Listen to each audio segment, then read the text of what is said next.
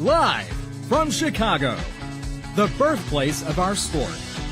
But this isn't the past. This isn't the future. This is our present.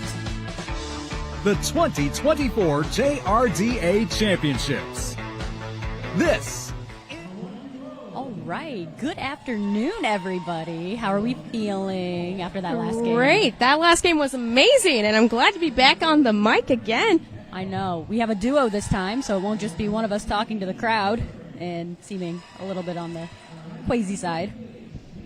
All right. Well, it's great to be here, Storm. I'm Hippie on the mic, and we are 1 minute and 42 seconds out from the Santa Cruz Derby Groms versus Rose City Rollers. I know. These teams are going to be a lovely matchup. I can't wait to see what these two teams accomplish together. And if you guys see that beautiful ball gown, that is one of the Rose City coaches. Amazing. I know. I was wondering. I'm like, is there a prom going on as well? Let's get through these rosters. I'll take care of Santa Cruz Derby Groms. We've got Allison Thunderland 066-105, Dolly Darko 1234, Claire Ismatic 17, Cinnarin 20, Wrecking Bell 50, Vita Vendetta 70, Fleetwood Smack 781, Awesome Sauce 975, Ragin 0815, Monkey Wrench 120, Tinker Hell 1330, F-Bomb 1958, Speed Demon 376, Crom Bomb 666, Skull Crusher 719, Curl Crusher, and 963, Willow. All right, we're moving on to the Rose City Rollers. We have 101 TNT, 15 So Feisty, 220 Nicotine Kills, 314 Elbow Bell, 324 Road Run Her Over, 408 Zodiggity, 503 Scar, 52 Madness, 76 Johnny Crash, 900 Fizzgig, 12 Cherry Bomb, 16 Harley Quinn, 24 Sakatuya, 321 Spitfire, 327 Scooby Doom, 46 Donna Dang R Us, 51 Nessie, 7 Quicksilver, 8617 Titan, 926 Blockter Who. And it looks like we are off with a fast start. We have our Rose City Jammer 324, who is going to be Road Run Her Over.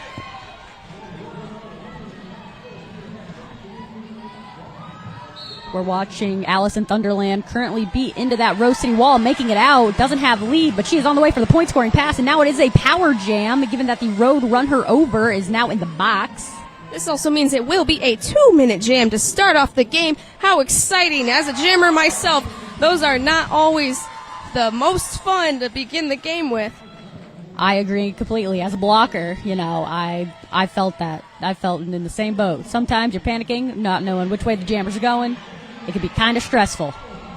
But obviously, both teams are taking under the pressure really, really well. And there is some amazing blocking going on there. This reforming tripod in the front there by Rose City, and offense by Santa Cruz there. These kids are doing a fabulous work right now. The offense, the defense, the flipping back and forth between the two is absolutely beautiful. Their footwork is amazing. You could tell that these two are the top in the country. Yes, and we are looking at both jammers still stuck behind these walls. It looks like they have a very similar strategy right here with the dangle falling behind and then sending one for offense or to catch in the front.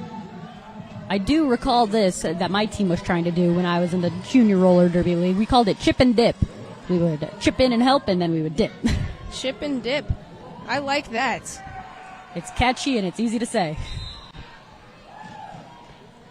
And Allison Thunderland sneaking through on that inside. But on the outside, we have a Road Run Her Over with 4. And an amazing jump. I wish you guys could be here. The crowd is absolutely electric. What a exhilarating first jam. I know. I can't believe this is the first jam. With roughly no more seconds on the clock. We are right now into the lineup. We're looking at our next jammers, but yeah, a first jam. This is an exhilarating game for these players and the audience. The audience loves to get into it, sometimes a little too much. Right. I was just on the house mic, so now I have to adjust because I'm allowed to speak strategy here and real-time play. So forgive me for my delay, but it looks like we are getting a drag back here from some amazing Rose blockers. It is an amazing strategy to back them up because it gives them a lot more space. However, it is bad for the blockers at the same breath, only because blockers aren't the quickest. Right, and especially with Speed Demon out there, having that speed to get through, that will be our lead jammer for this jam. Sneaking around back. Ooh. And it looks like they're heading to the box, maybe for a low block. I think you are right. That means that this will be another 2-minute jam. Wow. I don't think this is what we expected to see. These kiddos have amazing endurance, the best I've seen so far, and I come from Des Moines, which back in the day, they were known for being fast. They were known for being a fast team. And that's why people didn't really like playing us, because we would start the fast packs and start running. I mean, that last Des Moines game was amazing. Des Moines versus Pixies. I recommend you guys check out that stream as well. Amazing. Wow, but here we are now with a jump there. Speed Demon out of the box and ready to put more points on that board. Cut track called on the Rose Jammer. That was Harley Quinn. Ooh, that was 2 penalties in a row. And another cut track on the Santa Cruz Jammer. I think the name of the game will be keeping our jammers out of the box. I think the Jam Ref just called that for us. The Jammer is back in the game. All right. And it looks like the score is going to be 22 Santa Cruz, 8 Rose City, as we head into the third jam. They're racking up the points right now, ladies and gentlemen. But like I said, these kids are doing amazing. You can tell that one of them is going to be first. It's just all coming down to skill, because these kids have the passion, they have the heart, they have the guts. It's a matter of who's skill and who's playing. I'm seeing a lot of different strategy from when I was watching the Santa Cruz Groms skate yesterday. It looks like there's more of a dynamic start, and the pack is a bit faster this game.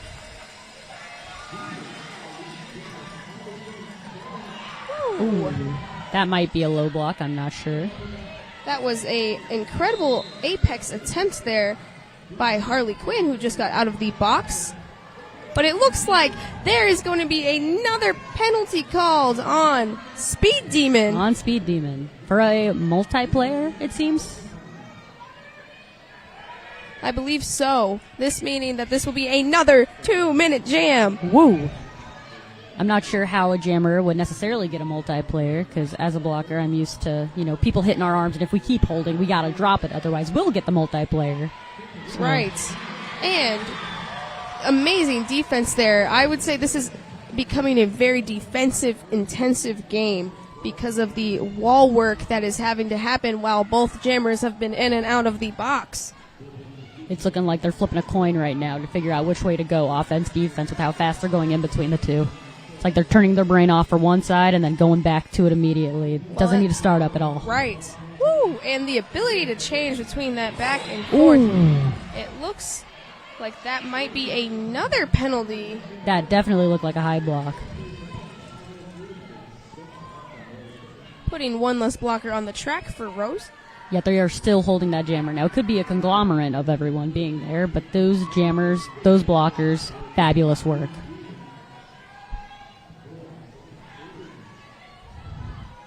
Those are some walls as a jammer I do not want to go up against again. It's been a couple years since I've been in the junior game, but these walls are still no joke. Amazing job on both teams, and what a start. We are only on just finished jam number 4. Jam 3. Jam 3. Going into jam number 4. Yeah. I knew what you meant.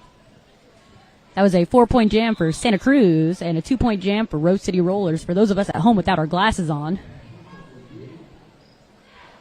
And an official review, which will honestly give those jammers a break after those back-to-back-to-back 2-minute jams, as well as the blockers doing an incredible work out there. I cannot praise these jammers and blockers enough. I would hate to be someone in the jammer position going against, because I, for one, do not have speed or endurance like these guys do. Exactly. No, this is the championship game. If you're not aware, this is for first and second place. All of the marbles here, and both teams have extreme athleticism and skill, and obviously they are doing something right with how they are training to I'm keep not up sure the gameplay. what just happened. The crowd is going wild. I just saw the Rose City Rollers cheering up and down. I'm not sure for what. I believe their audience was leading a cheer. Oh, that would make a lot of sense. Lots of fans. They do have quite a bit of fans, as well as the Foxtails. No, this is Santa Cruz, not the Foxtails. There's a lot of blue teams here. Blue teams. We had Philly, the Foxtails, Santa Cruz. We got a lot of blue. FOCO is also blue FOCO. now. Back in the day, we used to be purple and gold, but... yeah. When did you play? Was it 2014-ish era? I played for a while. I feel like I'm old now, but that I aged out 3 years ago from Junior Derby. Played for 10 years with FOCO.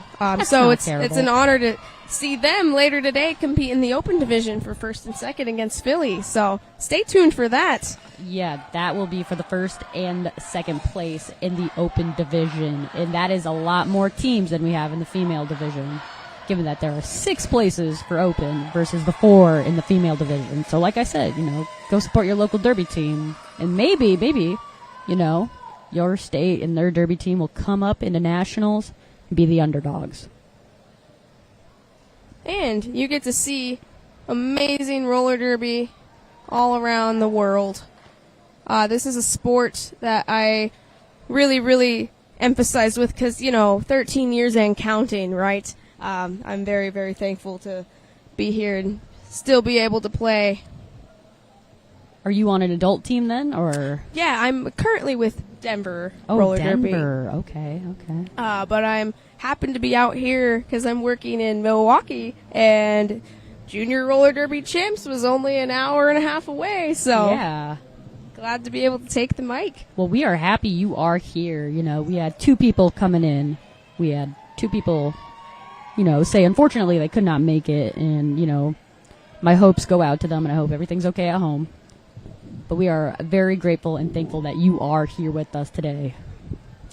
Thank you so much. Let's get back to the game. I believe the official review, we are a bit far away, so we don't know exactly what was being reviewed, but I heard some cheering.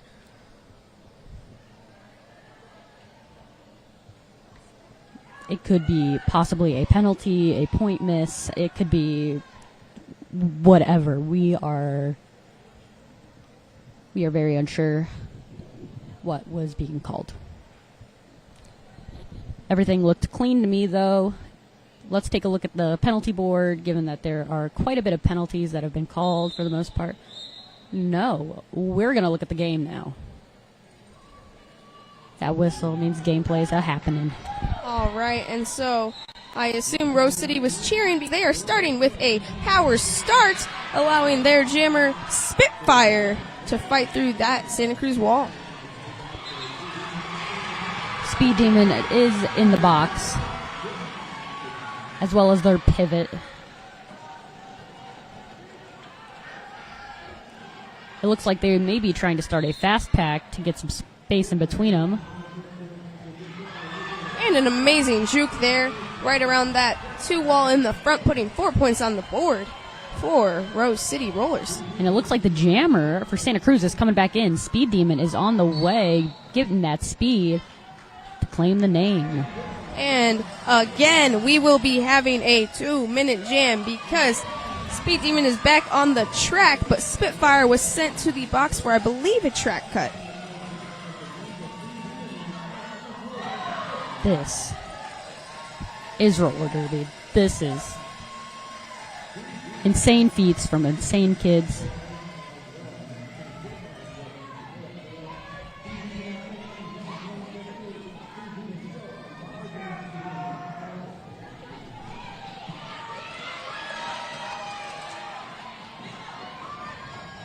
And we have got amazing things on both sides. Jammers working incredibly hard, but I do believe that was a track cut called once again on Speed Demon.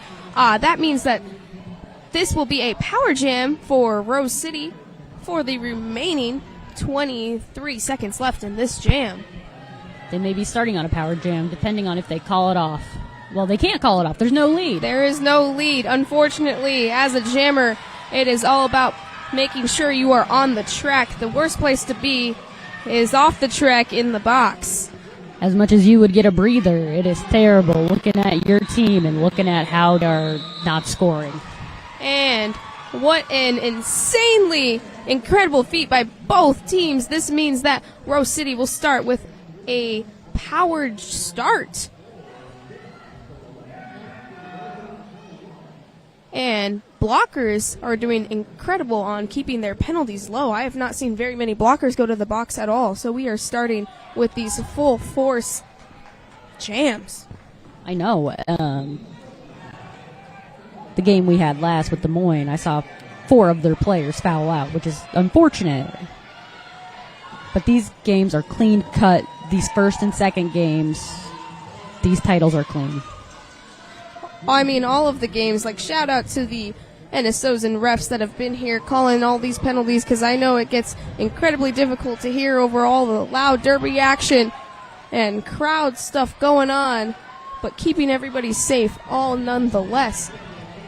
Especially with the parents in the crowd, sometimes they'll see something and want to shout at the refs for it and maybe make some sarcastic comments, you know. Wow. And that will be our lead jam for Rose City Rollers, Quicksilva.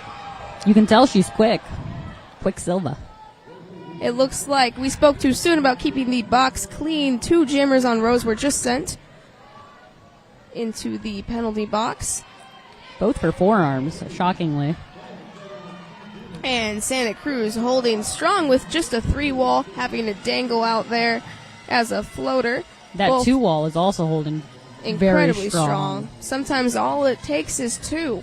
Both jammers fighting very, very hard. Now, as a jammer, do you go for the arms when you see those 2 walls happening? Do you immediately head for those? Immediately. I can't give all my secrets out on the air, but as a smaller jammer myself, the arms is key, and I also try to stay off the lines as much as possible. Don't want to get knocked out and backed up. But easier said than done. But these jammers are doing a great job of doing just that, staying on the track and pushing against those very strong athletic walls out there. This takes a lot of athletic prowess and coordination between people and physical ability. I would also like to say endurance. That has been, if not our 4th, but 5th 2-minute jam. Maybe 4th. That is 10 minutes for those of us who are not the greatest at math, like myself. You know, you would think I'd be okay at math because of, nerd stuff in school, but definitely not. Basic math is not my strong suit. I still have to double check with a calculator. But no, let's get to the game. We have Allison Thunderland and Harley Quinn. Looks like the pivot for the Rose City Rollers is in the box for a forearm. So there will be no passing of the cap today if they take it off.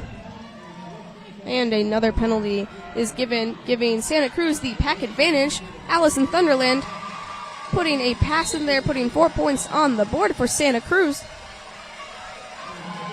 And that is a power jam as well for Santa Cruz.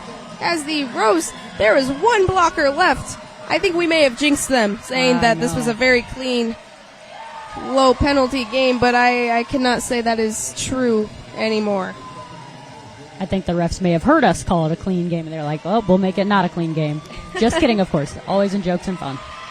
And Allison Thunderland putting a very game-changing 12 points on the board for Santa Cruz Derby Groms, with Rose City having their jammers still being iced in the box. I think they are in timeout for the moment. They're starting on a power jam today. Feeling good on this 6th jam. We're almost halfway through it. It's crazy. And an amazing spin there, pushing Rose blockers out of play. That will be lead for Cinnarin, jamming for the first time, I believe, today. And the jammer is out for the Rose City Rollers. Harley Quinn is back in it. And it looks like Cinnarin just hit out Harley Quinn, but ultimately giving her the advantage to come back around for points.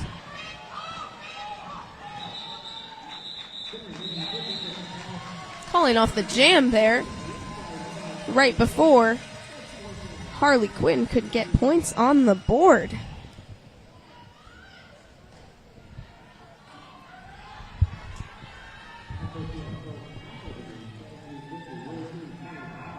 This is a 25-point game. It looks like that is Allison Thunderland on the line up against. I am not exactly sure who that is at the moment, but we will let you know in a second. Run her over. You were right about the Allison Thunderland, though. Amazing eyesight. As a jammer, I'm always paying attention to the jammers more, so your blocker insight might be key because there's some amazing wall work going on there. I mean, these blockers have amazing footwork. Their feet are always moving, preventing the stop block call. They're not trying to, multiplayer. They're getting their hips together. It's an amazing work. They're scraping when need to, and by scraping, it's when you get your hips in front of the jammer and kind of like push your butt at them. Not in like a bad way, but in a way that makes it so you can get your hips in front and you can sit down lower and hold them stronger. Given why these walls are called walls. They are not easy to get through. Right, and I would say there's some impeccable, lots of dynamic movement going on there in that front pack, being able to stay in bounds while making the jammer get pushed back and around, but Allison Thunderland still maintaining to get through, getting that lead jammer status. These games always look like a Plinko board to me. The blockers being the pegs and the jammers are the little thing going bam, bam, bam, bam, bam, all the way down. What a jump on that inside, putting 4 points on that board. And this is the fastest I've seen both of these teams play in a while, moving very dynamically. Like I said, reforming fast, offense, defense, offense, defense. I think this is a little bit more close of a game than may have been anticipated. But anything can change in 13 minutes. Especially in 13. We saw with Des Moines what happened in 16. 13 minutes is all it takes to get the 32 points. One jam is all it takes. And it looks like jamming right now for Santa Cruz. We have Charismatic up against Spitfire for Rose City with a fancy little spin backwards. Who will be our lead jammer for this jam? And some amazing wall work there, offensive sweep, but Rose City defense. The Rose City defense is one of the toughest I've heard in the female division. They have amazing walls, amazing blockers. They have the utmost toughness I have seen. They're banging these jammers around like a ping pong ball. And I have been that jammer once upon a time back in the day, and it seems that if anything, they have just kept up the intensity and athleticism because both of these teams here are doing the most top-notch wall work and play, making these jammers work very, very hard. They're working for what they want, and what they want is a medal. They want that first place. Everyone wants to be recognized in the nation. And what I think this game is going to come down to in the next 11 minutes of this first half is the penalties. I think as long as the jammers can stay out of that box. It looks like staying on the track has been benefiting Santa Cruz Derby Groms for the last couple jams. I would like to agree with that. The staying out of the penalty box is the biggest thing for both blockers and jammers. The jammers need the blockers, and the blockers need the jammers. It's a lose-lose situation when someone goes to the box, and by staying out of the box, it prevents all of that from ever even occurring.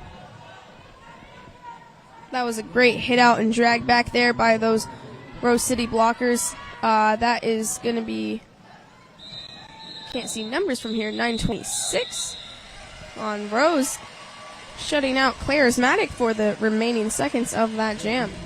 And it was a beautiful, clean hit, and there was no questionability about it either.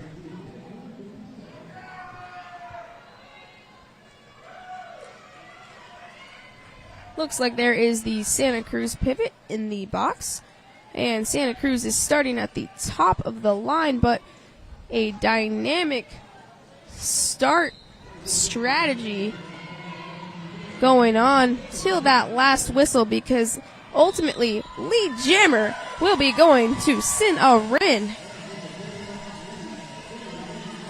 Quicksilva is still facing that wall. Took off the cap, seeing if it'll get their attention on the pivot and not the jammer. And like I said, staying on the track is going to be key. It looks like there was a penalty issue to Cinnamon, meaning that this will be yet another 2-minute jam. And it looks like it was a low block as well. And it looks like we have a new jammer who was the pivot. That is going to be number 7 on Rose City, Quicksilva. That was a very smart play, putting in a jammer as a pivot. And I believe on both teams, they're all able to jam and block, which is the key to success.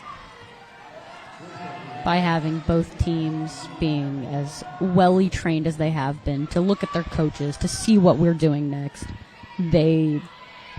These kids are amazing. They are very well taught, especially that wall out there. The Rose City Rosebud, or the Rose City Rollers, are doing an amazing job of bridging out, and wow, the pack is still in play. Amazing job there. I want to say that this is a very, very defensive intensive game. Both walls are putting in the work and locking out the jammers. This is what it comes down to, is what walls and jammers can maintain this level of intensity for the next 8 minutes of this half and the whole next half. And it's looking like that truck and trailer is now turned into one person, and now there's no pack, making the Santa Cruz blockers skate up, trying to create some space and angles for that jammer. That way they can slip through. It gets knocked out. And that was a long 2-minute jam. You can see it in the jammer's eyes. They speak it all. With 8 points going to Santa Cruz and 7 for Rose City. That was a very, very decent matchup there. And like I said, those walls are working overtime, because this is a low-scoring game from what I know on prior scores. I agree. It's not like it's a bad thing to be a very low-scoring game. I wonder if it's a tactic at all to get low scores until half is over. That way they don't go into sudden scoring. I personally, as a jammer, I think it's about the mental game.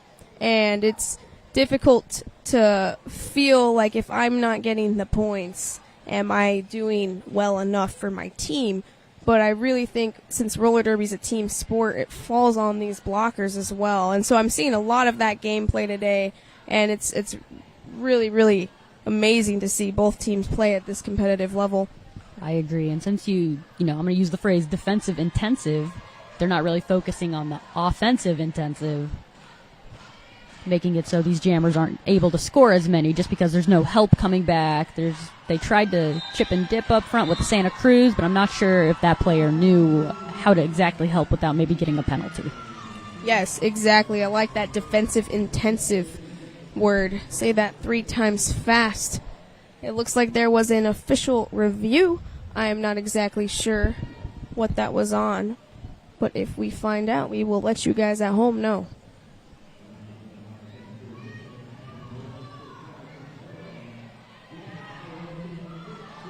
And it looks like they're backing up into the jammer. I'm still shocked that no one has gotten a directional from doing that. Off the starts, it is a very good strategy in taking all of the jammer's momentum. It is something personally that takes all of your inertia out as a jammer and is very, very smart because, force equals MA. And if your acceleration is gone, it is a lot harder to push a 3 wall. So both teams have been implementing that pushback. But I believe Alice in Thunderland is still going to be our lead jammer for this jam. Harley Quinn is still facing that wall. It's a tough wall. Defensive intensive. There's not a lot of movement happening other than just letting the jammer. And pushing them out of play. That will be 4 points on the board for Santa Cruz. Playing it safe.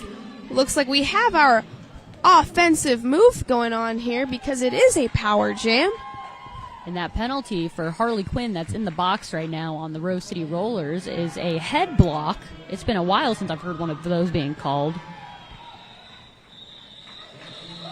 And it looks like Santa Cruz will be starting with a power start.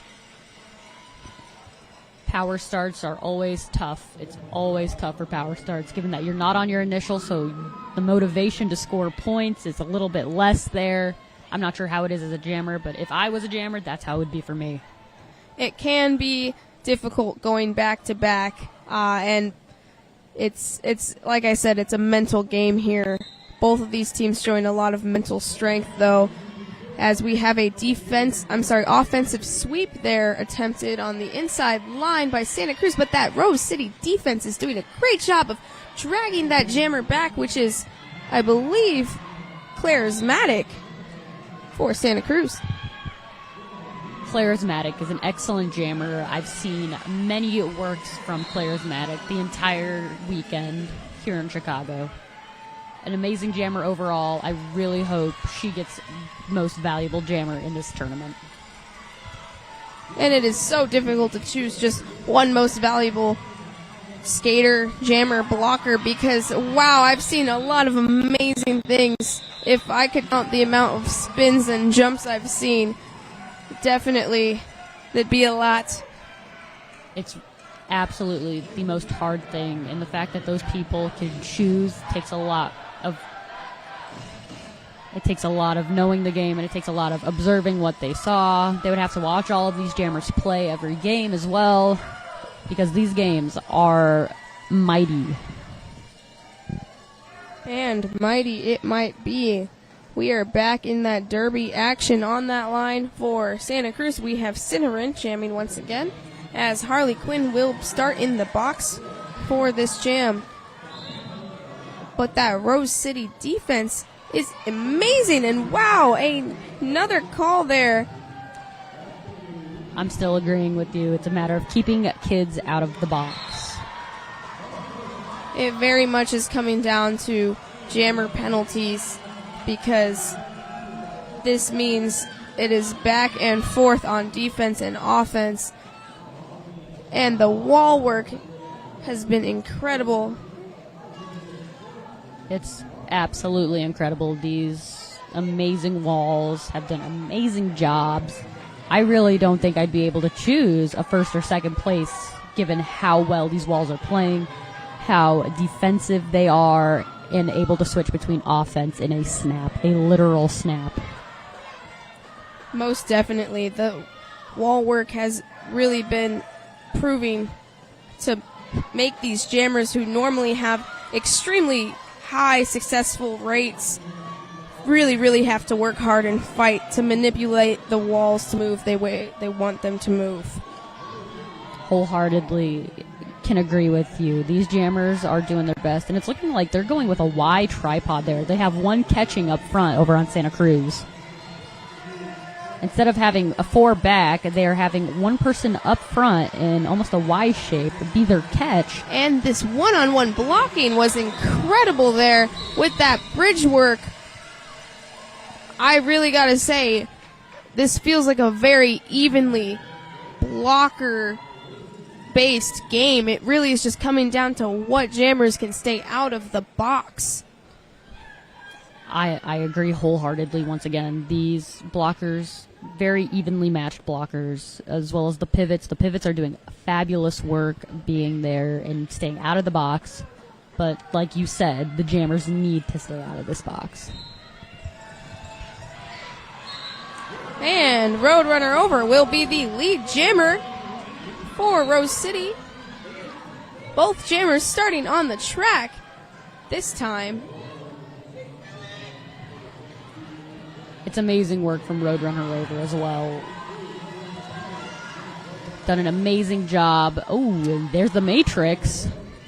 The one-hand move is one of my most favorite moves because you are still in bounds with one hand down. It looks like the Santa Cruz Jammer Allison Thunderland star in hand has passed the star to 781 on the Santa Cruz Grom Shells, which will be Awesome Sauce, the new jammer. Not before any points were scored, though, unfortunately.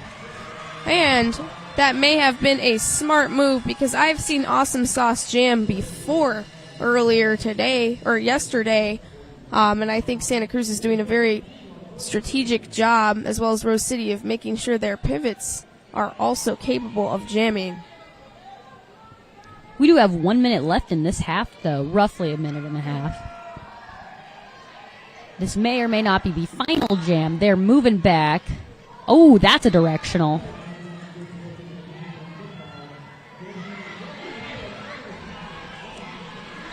And our lead jammer going to Spitfire. Looks like Rose City is really catching up on this game. The comeback is going to be amazing and inevitable for these players. Charismatic out of initial. Walls are moving forward, but jam is called before any points can be attained. All right, looks like we have one more jam in this half. Even though the timer says only 30 seconds left in the half, that means there's still time for a jam. And a lot can happen in one jam. I've seen it. I've seen it before. 32 points can be earned in one jam. And it looks like Rose City has the pack advantage starting off as two blockers from Santa Cruz are in the box. One has just been released. And jamming, we have Cinnamon with a no pass, no penalty. And the no pass, no penalty is when a blocker that knocked a player or the jammer out gets out of bounds, or like gets hit out of bounds, that jammer is allowed to cut in front of that person that knocked them out. And Cinnamon putting 4 points on that board as Santa Cruz is doing an amazing job of running back. It looks like that has forced our jammer Quicksilva to take the star hat off. The Rose City wall shutting down, allowing Quicksilva to get some more time to get back and hopefully closer to that pivot. I don't think Quicksilva is going to be able to pass that cap, though, to the pivot. The pivot is stuck up at front. Looks like one of Santa Cruz's players is heading to the box. And it looks like Cinnamon is our lead jammer still. And at this point, it is just a matter of staying out of the box and playing safe, because it looks like Rose City is very defensive intensive at the moment and is finally going to send one out for offense. Oh, there was the pass to the pivot. I didn't even see that. It was so quick, Quicksilva. Quicksilva with a quick star pass. It looks like the box has one Rose City blocker. It also looks like we are now on halftime. We do have 15 minutes up until our next half. In that half, we'll decide first and second place in the nation. So don't go too far. I'm Hippie. And I'm Storm. And we'll be right back with ya.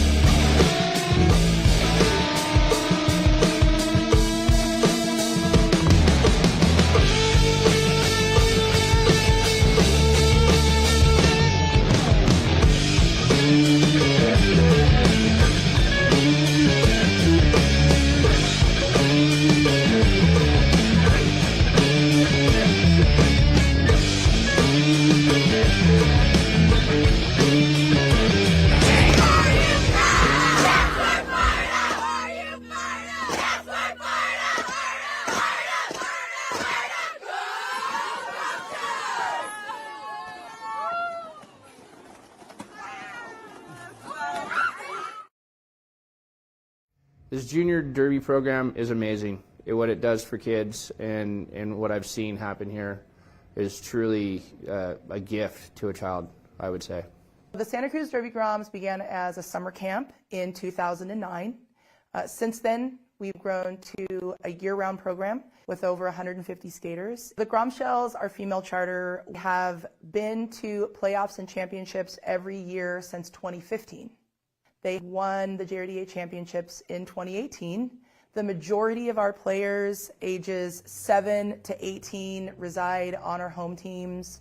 Within building that community, we see our skaters grow in positive body image, in learning to communicate with others, and then learning to take up space. I love that it empowers young women to be strong, confident leaders. I just really like having something that I can be passionate about. It's like constantly pushing me to be better and do better. I love the family that I've built with it and the connections that I've built with the people. It was truly amazing playing a championship game. I almost cried actually because I was so excited to be a part of something that's bigger than me, this whole team. Competing against other junior teams is really scary, but I do enjoy the challenge, and I'm much happier as a competitive derby player because I want to have that challenge. What I love about my skaters is that they're so excited about roller derby. They learn something new at every practice. I just love how pure their love is of skating and learning how to be a part of a team. Fierce. They're absolutely fierce and fearless, and I am amazed what they bring to the track and to every single practice, the way they show up and they give everything, and they get excited when they overcome obstacles. I watched their confidence grow. I've seen a few of the players show up just extremely timid and very intimidated by the practice and the team. And within a few practices, they're blossomed and they're smiling and laughing and joining in on the drills and really being part of the team. And it really builds a community and friendship at this age, and it goes on for a lifetime.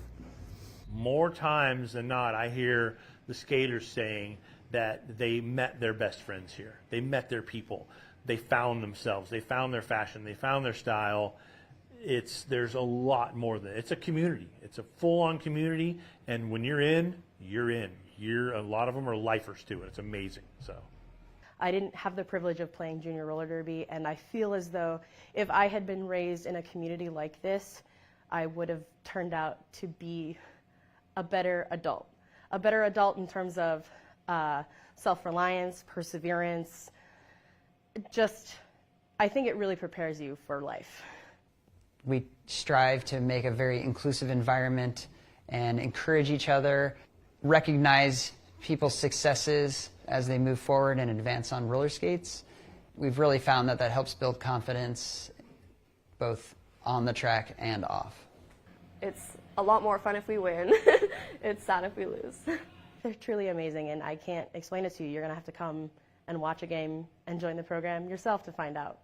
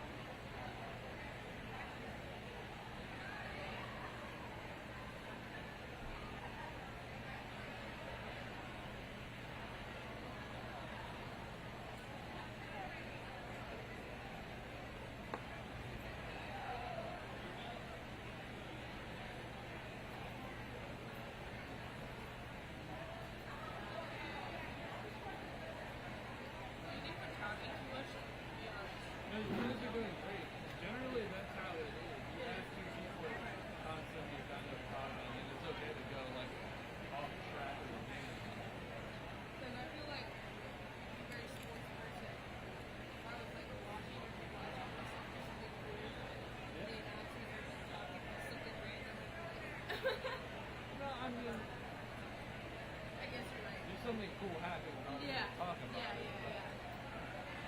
And you guys are.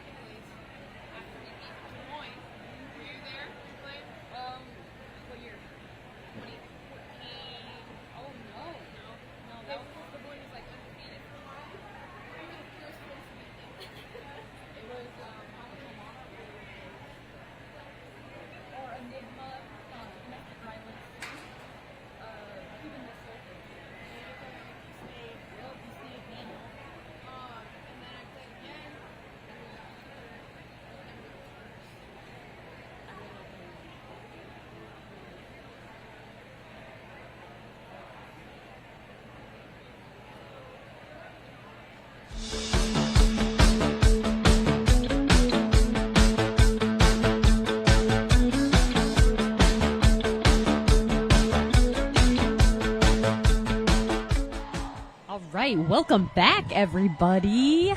All right, glad to be back. We've got an exciting second half of the female division first and second place game. All right, we're going to look at the points per jam, though, really quick. The highest point jam right now is going to Santa Cruz Derby Groms. It was a 12-point jam. I'm shocked that that was the highest. However, points don't lie. Points do not lie, and if you look at the spread there with the leads, it looks about 50-50, which is really, really interesting, and I really think it comes down to penalties, so we will see what changes in this second half. I agree. It all comes down to the penalty box. We sound like broken records for saying this, but it does. It truly does come down to penalty box, how you're taking the penalty, and if you're going off the track in the right way as well. Right. I would like to say, regardless of the outcome, I do think Rose City Rollers coaches win for best dressed. I mean, wow. I was not expecting to feel like I'm at my prom again, but they took it to the max. They absolutely did, and if this was a competition for best dressed, I would have came prepared, but again, she takes the cake for it. I think it's a lovely thing to get dressed up all nice for games. It helps the team morale. It helps the coaches' morale. It's really also a confidence booster if you do get dressed up frequently. And talking about confidence, both teams have some confidence on the track there. Looks like we are about to start with Santa Cruz has the pack advantage. One blocker is still in the box for Rose City. Jamming out there, I believe that is Allison Thunderlands up against Road Run Her Over. Yes, I was correct. And Allison Thunderland will be our lead jammer for this jam. Yeah, it's Road Run Her Over is still stuck in that wall, but nevertheless, she will get out. However, Allison Thunderland is not letting that slide. Allison Thunderland's coming around for 4 more points, put them in her pocket. And some amazing one-on-one blocking there by that Santa Cruz pivot. But it looks like Roadrunner Over is out of initial as Allison Thunderland is looking to lap. Call it off. Right there when they were right next to each other would have been a great opportunity for Roadrunner Over to hit. But not promoting violence here. And something that is a shame is there is no more jammer points. So it is 4 points. Back in the day, it used to be 5. Mm-hmm. Easier to count in 5, 10, my mind as well. 15, 20, you got 5 fingers for a reason. It looks like this will be a 40-point game, though, talking about counting, which means we still have 28 minutes left of derby action, and a lot can change there. Looks like Cinerin is jamming against that front wall. And Cinerin is getting backed up all the way, right behind that Santa Cruz wall. Harley Quinn is still stuck. 314's really trying to help right now. some really, really strong defensive walls. It looks like that did not change in the last 15-minute break, so we are going full force there.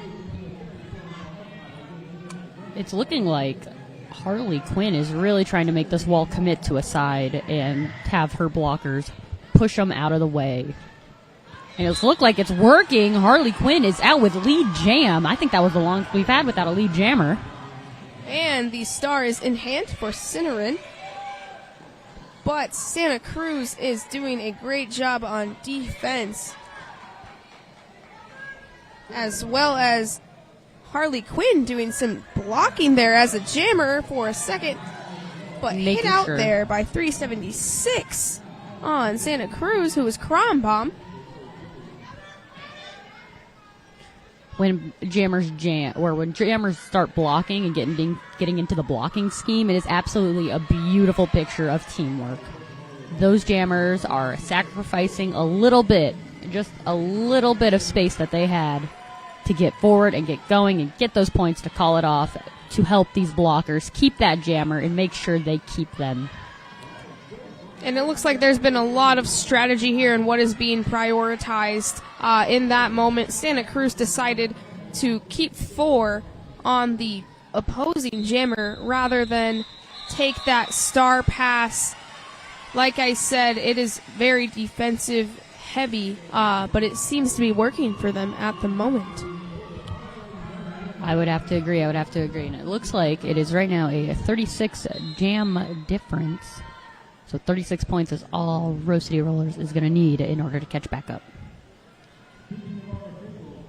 And we have an official timeout.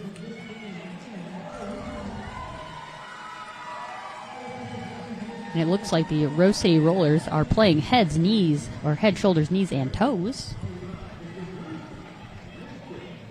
This is some lovely, lovely dance moves I'm seeing. I believe that's a 44-point difference. 44? Wait, no, I can't do math. I'm sorry. I was staring at those numbers like, what are we looking at? It is a close game. It is a very close game. In roller derby, for people who do know what roller derby is. Typically there are 100-point differences, and you know that those games, it's a very slim shot to catch up, but likely they won't catch up at a 100-point difference. I don't know what is going on right now, but Rose City is doing a head, knees, and toes dance celebration here, keeping warm during these official timeouts. I think that might be the name of the game, is keeping warm. There's a reason they call it warming up, making sure your body is all stretched out, ready to go, preventing any injuries, especially within the hip area. Taking those blows and falling down on them. I broke my tailbone from playing once. Ouch. Yes. That is not a fun one. So it is very important that these kids stay warmed up and continue being warmed up to prevent those kinds of injuries. Looks like a cheering battle has broken out here between the two teams. It truly does. Whoever cheers the loudest wins the intimidation war.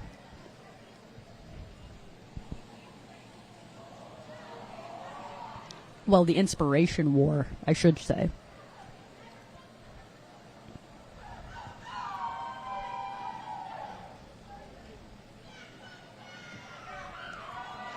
You're not sure what the official timeout is for. However, I believe it is probably to make sure everything is still counted correctly. Everything is orderly with paperwork, so it could be something to make sure that they are on the same page. Which is very important in these very close games. Making sure that everyone is on the same page, points are right, time is right, makes sure that we have a great championship game. It's very true. These games need to have everything in order, like making sure they are on the same line of points, where the points are going, who got initial, who didn't get the initial, as well as just making sure that these teams are all have the order to them, making sure coaches aren't, being disrespectful to players. They have a lot to worry about in these games. Most definitely. I'd like to say, though, that even though this is a very intense, stressful, exciting game. Both teams are showing a lot of enthusiasm, athleticism, and it looks like everybody here is having fun. And, you know, at the end of the day, it is great to see athletes have fun and do what they love doing, because that is why we are here. It's always great to come home with a medal, like, oh, look what I got, look what I won, you know, like look what me and my team did. But at the end of the day, it is seriously about just having fun, showing your stuff, doing your best, because that's all these kids can do is their best. And that's what anyone can do, is just their best. And these kids are doing that. These kids, you make it sound like we're 50 years old. I'd say these athletes, they're doing an amazing job out here. And at the end of the day, it is, yes, about having fun and having a great season and working as a team. But I'm very competitive, and I do like winning. So I'm at the edge of my seat, and hopefully in the next 26 minutes, a lot can change, and we will see who will take home the gold. People look great in silver, too. Silver, gold, you know. It's all about tones. Cool tones, warm tones. All right, official timeout. I do believe that was a foul out, potentially, on one of Santa Cruz's skaters. Jammers. I think it was a jammer. That was number 17, Sin Arin. I don't see a red line over on their screen over there, but yet again, I'm all the way up in a little balcony, so I cannot see it from here very well. It may be an ejection for maybe an egregious hit, or they are serving a penalty. It looks like they had to do a little bit of jammer switch out there in the box. So our new jammer starting in the box for Santa Cruz. I cannot see exactly at the moment, but this means that Rose City will start with a power jam, potentially, but another official timeout. It's okay. We're here to entertain you guys, you know? We'll keep it interesting. We'll keep it fun. We'll keep it groovy. However, this would be the time to maybe take a bathroom break if you didn't. Sometimes these official timeouts could be 30 seconds and last maybe 12 minutes. But it looks like it's ending right about now. All right, back to that roller derby action. On that line, we have number 7 for Rose City, Quicksilva, starting with a power start. Both walls have full force defense. Oh, but hit out. And I heard a whistle. And it seems to be a back block penalty. But that will be lead for the Rose City Rollers. Charismatic still in the box, currently standing, about to get ready to go. They have about 3 seconds until that jammer gets out of the box. And some great defense there. That is only a tripod in the front there as Santa Cruz is down a blocker. And Charismatic, with an attempted spin towards the inside, but hit out. It does look like a Rose City blocker will be going to the box, which is truly unfortunately for Rose City. However, it does make them even Stevens, but now maybe it's a role reversal with there being less players on the Rosebuds, and Santa Cruz is full strength. And hit out, but it looks like it's a no pass, no penalty. No penalty. Both jammers still on the track, which is always good to see. Great to see when two jammers are out on the track, and especially when they start trying to get it to hit each other. Looks like Quicksilva was attempting to do a block there, but Charismatic out of the box putting points on the board. Quicksilva still with lead, but trying to clear that penalty box and pushing through that Santa Cruz wall. Rose City Rollers in and out of the penalty box with 14 seconds left in the jam. There's a lot of strategy going on here.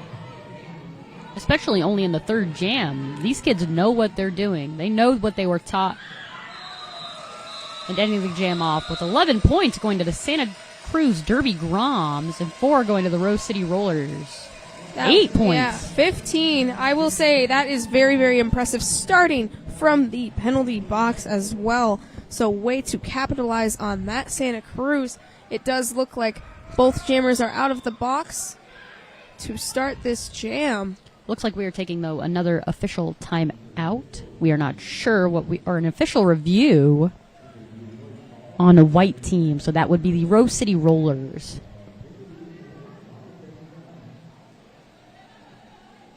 Probably to review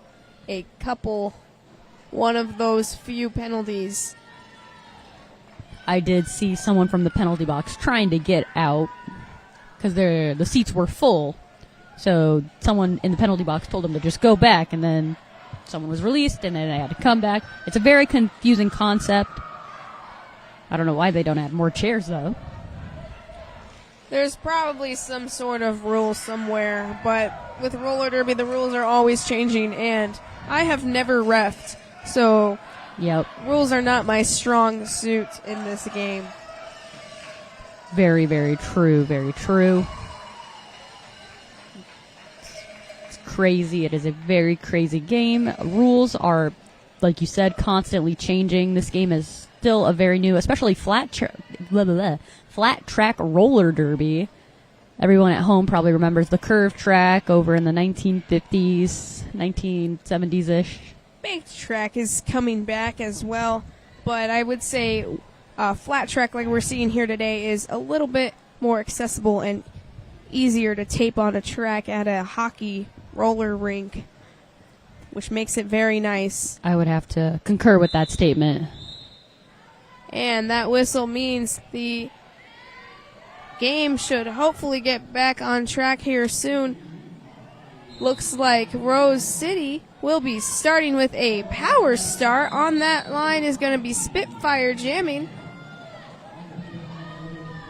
Santa Cruz recycling Spitfire to the back of the pack, while the pivot from the box is playing some offense there. It's a great looking offense. Oh, but it looks like Spitfire's going to the box. And it looks like Claresmatic is coming back out from that cut.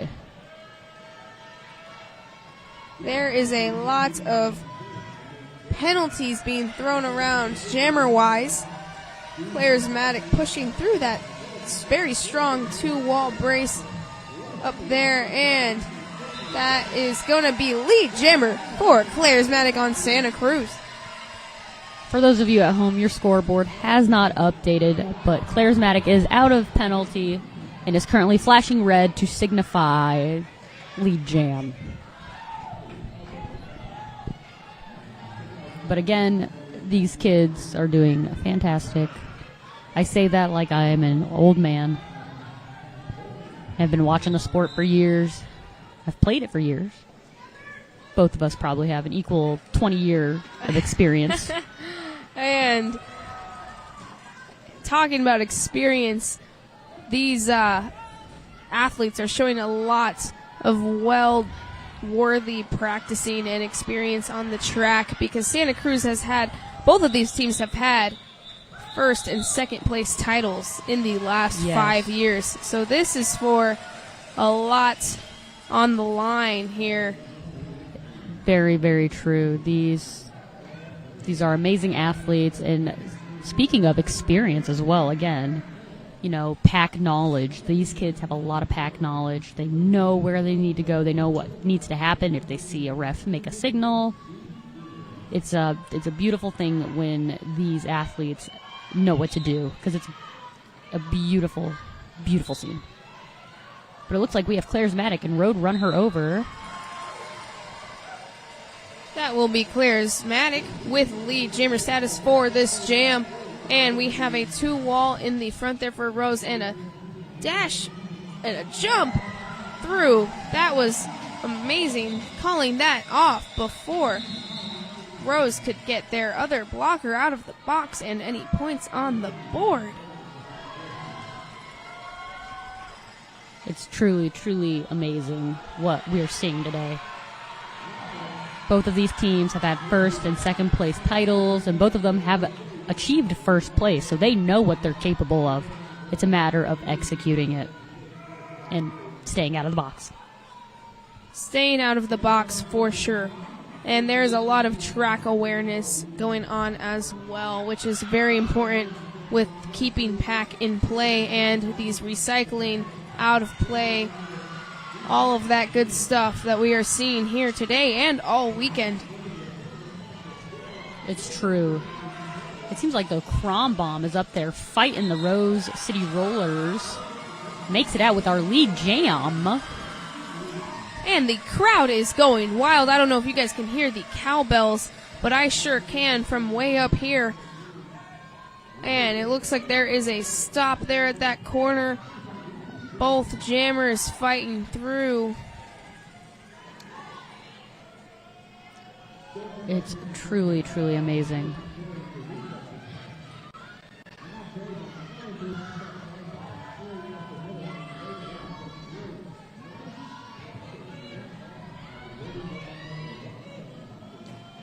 Really, really great defense there. Both teams recycling the jammers.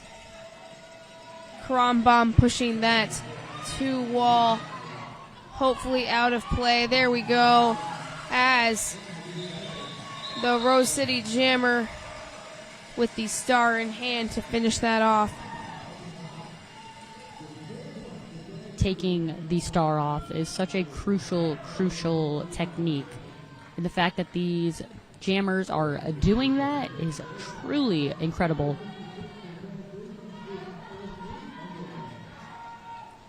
All right, on the track, we've got a four-corner startup there with Rose in the front wall to begin with.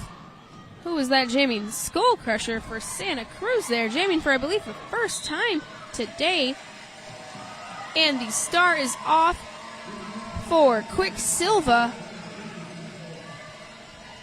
It seems like the Rose City Rollers have changed their strategy a little bit by taking it off whenever they don't get lead and trying to divert the attention from them over to their pivot. And it looks like they are playing some offense there and said, you know what, full defense, but wow, what a jump. What a jump and a call off from, I believe that was Skull Crusher jamming. That was a beautiful first jam for that player. It was a gorgeous jump. It was clean, smooth. A very, very simple process was executed there.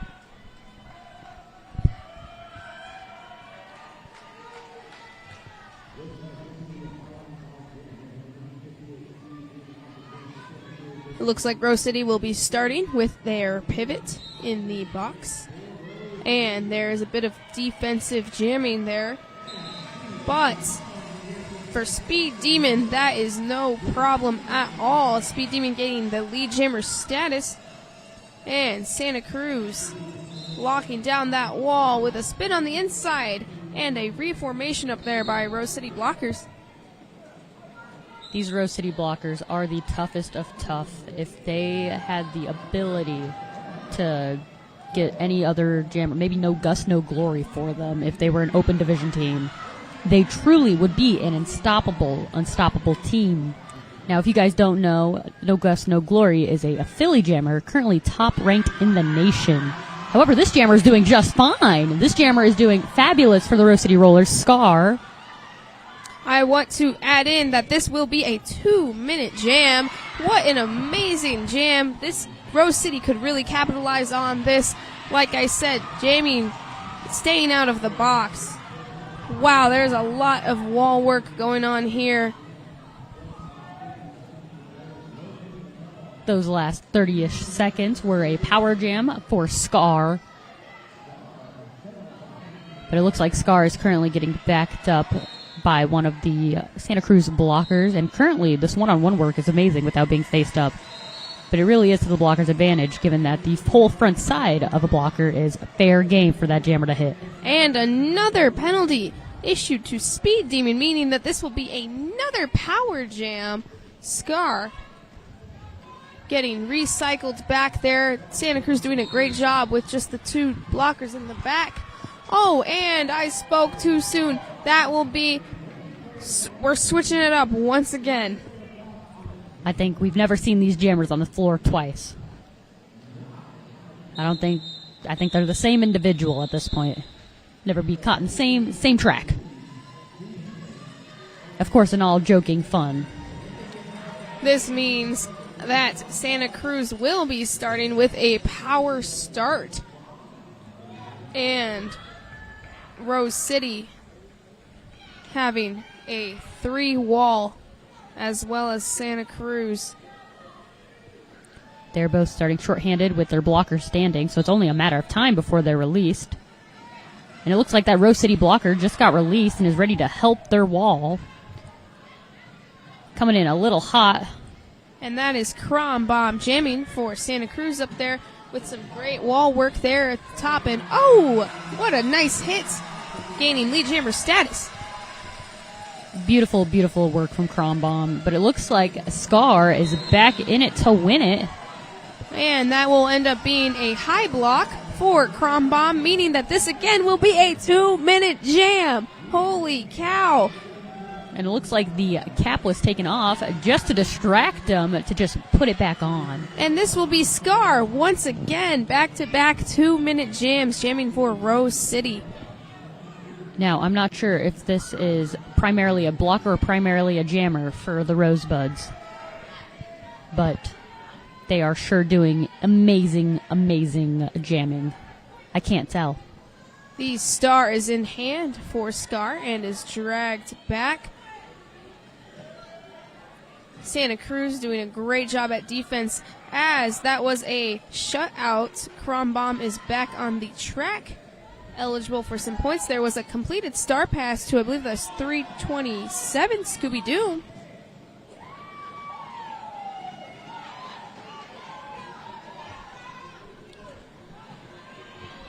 Scooby-Doo now jamming for the last 30 seconds of this jam.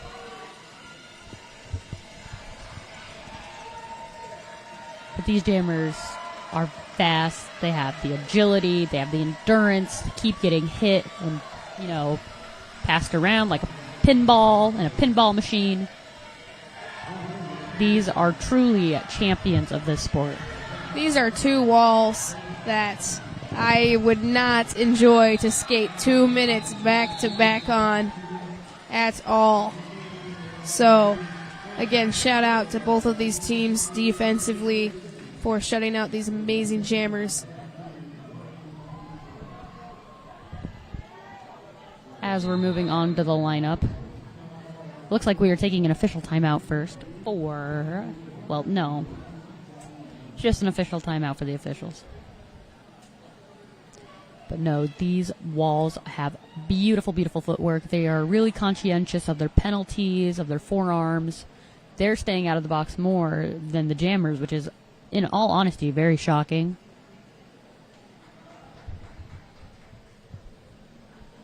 Yes, there's a lot of things that are very shocking. Another official timeout. This has been a very, very good game. This has been one of the cleaner games I've been announcing for. This game is smooth, simple. Only a couple official timeouts have been had. And not for long periods of time. And it looks like we're back to gameplay, though. And back to gameplay indeed.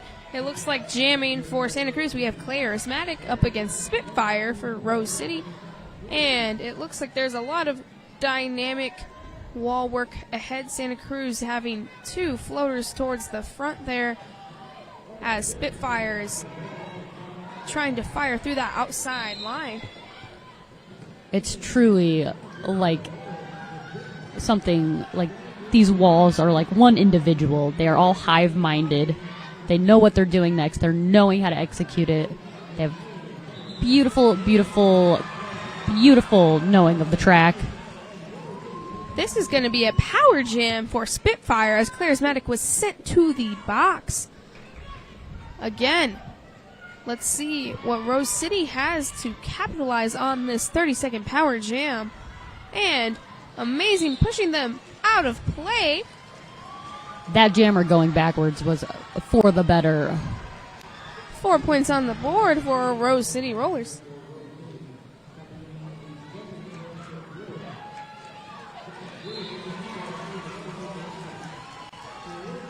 Spitfire coming around. Oh, no, a forearm on Spitfire. That means Claire Asmatic is now on a power jam. And you guys know what that means. That is going to be a 2-minute jam once again. Claire Asmatic and Spitfire putting in the work against these extremely dynamic, fluid-moving walls. Next time we get an official timeout or an official review, and it takes quite a bit of time, we will review the penalties and how they're looking, because from up here I'm seeing a couple of red lines through those screens. So reviewing that will help us understand who has been fouled out, who has been ejected, the score.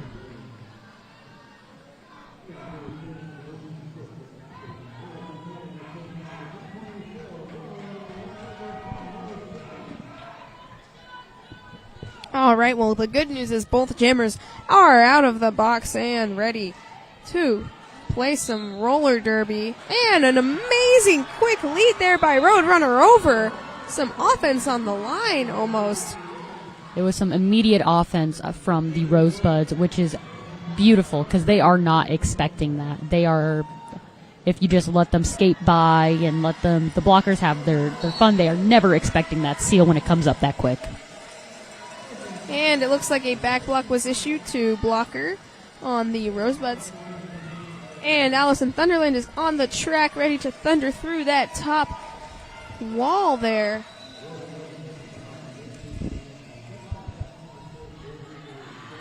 Roadrunner over still has a lead, but it looks like the pivot for the Rosebuds is going to the box, making it so Roadrunner over can't take it off and just hand it over or even try and get the attention onto the pivot, because once they find the pivot, they'll know it's a ruse. Well, Roadrunner over is the lead jammer for the, oh wait, did they both have two, is this a 2-minute jam? No. All right. There's just so much going on right now. This is incredible.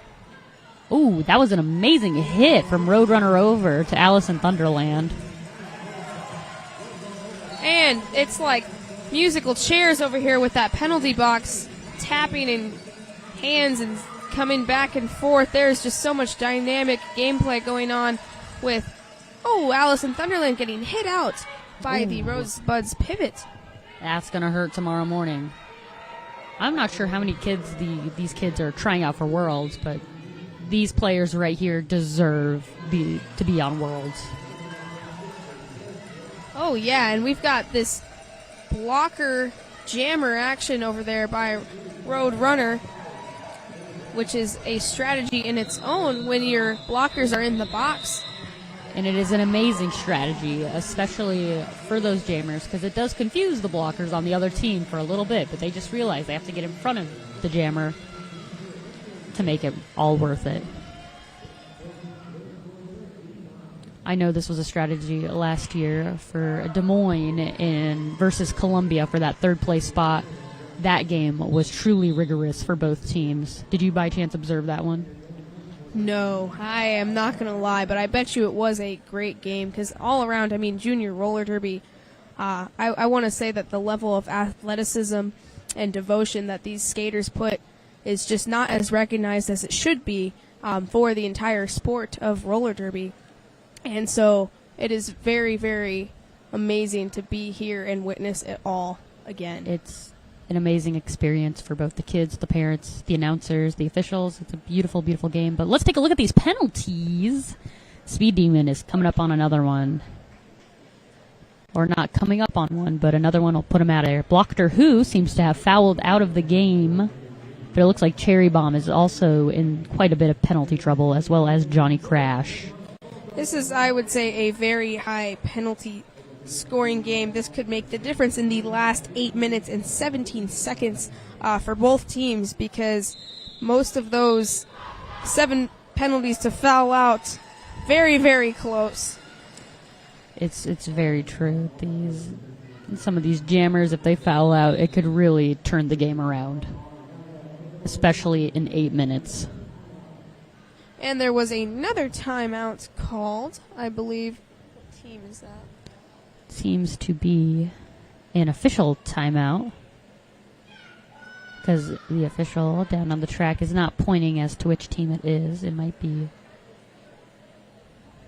an official review of sorts. Oh no, a player fouled out. So I believe that was a official timeout. I believe that was Blockter Who leaving the track, 9:26 on Rose City. So it is not just the Jammers getting the penalties this game. It is all around. But at this level of gameplay, it can be expected because of the amount of pressure and the gold that is on the line. But Krombom there, whoa! That had to be an out-of-play hit. Oh, it seems like they were in play. They did get the 20 feet. And Krombom getting through that wall in the corner there with a little help from offense, but that Santa Cruz wall still holding strong in the back.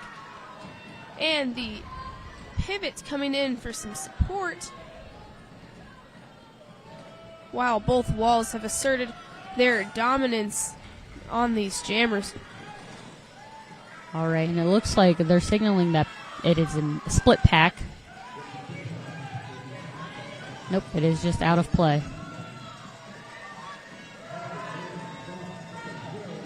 Out of play, the Rose City Jammer with the star in hand. That is Harley Quinn. It looks like there's a no pass, no penalty for the Rosebuds Jammer out there. But really, that wall up front is holding it down. They are holding their ground. They are towing the line, holding the line like Toto says.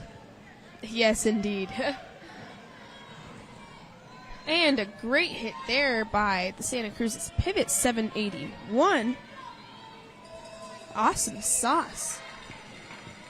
And that is the player's name, not that it was just Awesome Sauce. However, it was Awesome Sauce.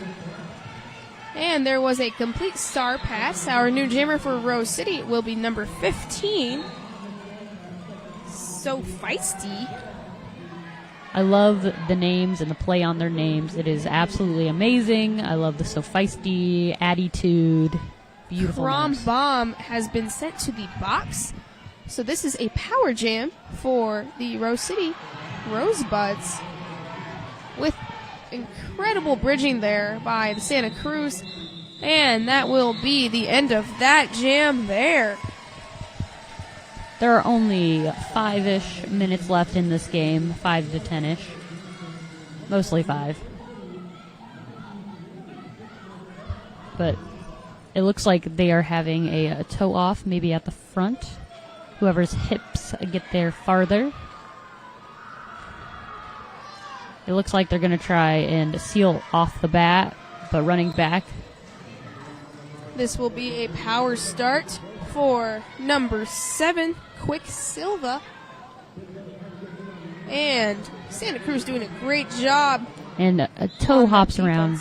Oh, gets backed up. And Krombom out of the box, gaining lead jammer status right through that inside with a spin. And it looks like there's being a cap pass signaled by the refs. And another jump there, but oh, not quite. So a call off. I would hate to go back all the way from that. Yes.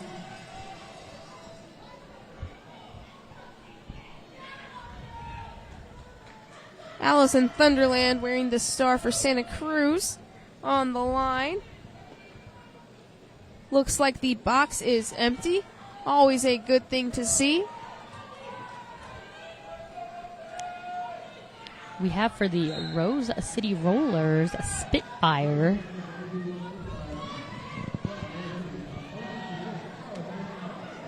And some great blocking there by Awesome Sauce. And on the inside line, Allison Thunderland getting that lead jammer status. Looks like there's a dog pile back there. But it looks like that blocker is quite a bit out of play.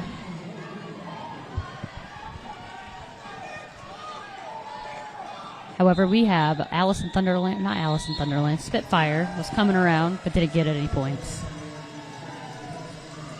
There is only 4 minutes left in this game, and we are at Jam 14. So this has been a very long jam game. The last jam game I announced with Santa Cruz, it was at least Jam 24 with each half. So we've been seeing a lot more of these 2-minute jams. We'll see how the next 3 minutes goes. It is a game of endurance. They are really trying to get these teams tired out. Woo! What an amazing juke there and spin. Charismatic will be the lead jammer.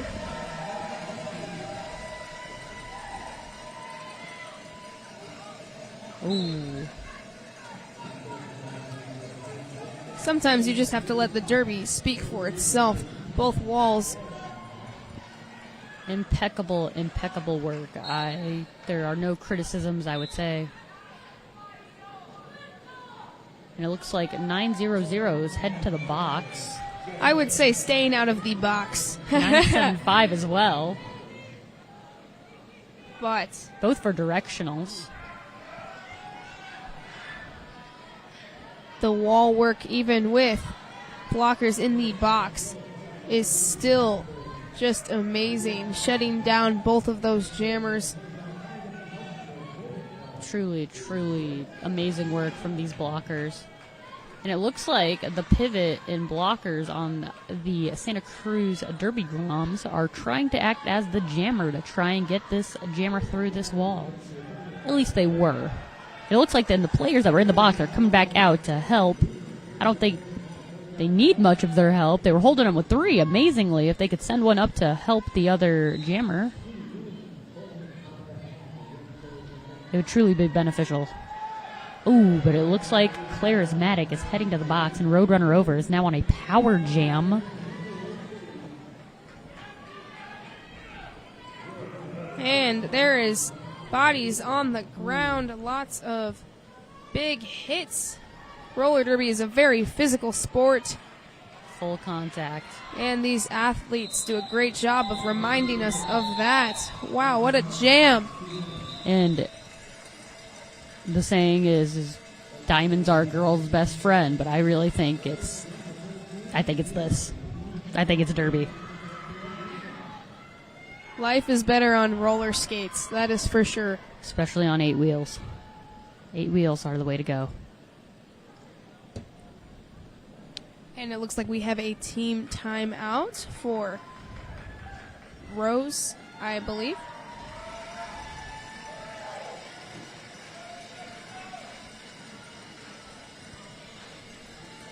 It does seem like it is a team timeout for the Rose City Rollers. The crowd, it is just electric here. This could potentially be our last jam of the first and second place championships for the female division, but don't go too far because up next we have the Philly Rollers up against the Foco Spartans. You don't want to miss that one, that's for sure. And boy, are we excited for that game. That game is going to be truly fantastic. 2 amazing teams, especially in the open division. Amazing athletes and amazing sportsmanship all around to these kids. They are so mature for being a junior sport.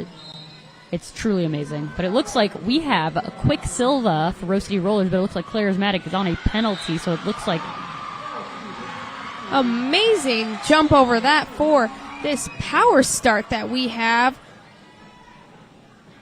But I believe the Santa Cruz Jammer is out of the box. But oh, Quicksilva with another hop and skip. And there was a star pass. I believe that is Awesome Sauce now with the star in hand for Santa Cruz. it's truly amazing. It looks like the jam was called off. Moving on to maybe this will be our final jam. Anytime I call that, I am sorely mistaken, though. I think you are right. It looks like this next jam could be our actual last jam of the female division championship game. if the Rose City Rollers could turn this around, it really could mean that anything and everything is truly possible if you put your heart and soul into it. That looked a lot like a directional, but I'm not a ref, so I'm not going to call it. And there's a lot of penalties being called and not, but we have Crumbomb taking the lead jammer status for this jam. And that Santa Cruz wall is just putting in the work. Oh! And it looks like What a hit! is trying to run the clock. Clock is ran. The unofficial score is Santa Cruz Derby Groms 158 to the Rose City Rollers 99. They almost broke 100, but don't go too far, everybody. This is the unofficial score.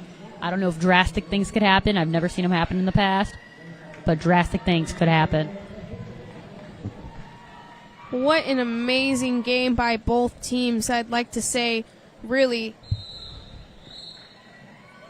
that will be the final score. So congratulations to the Santa Cruz Derby Groms. And again, congratulations to Rose City Rollers for second place in the JRDA Championships. Female division. This has been Storm. And I'm Hippie. And we will probably see you next year. Thanks for watching. And stay tuned for the Open Division Championship game. Bye-bye. Goodbye.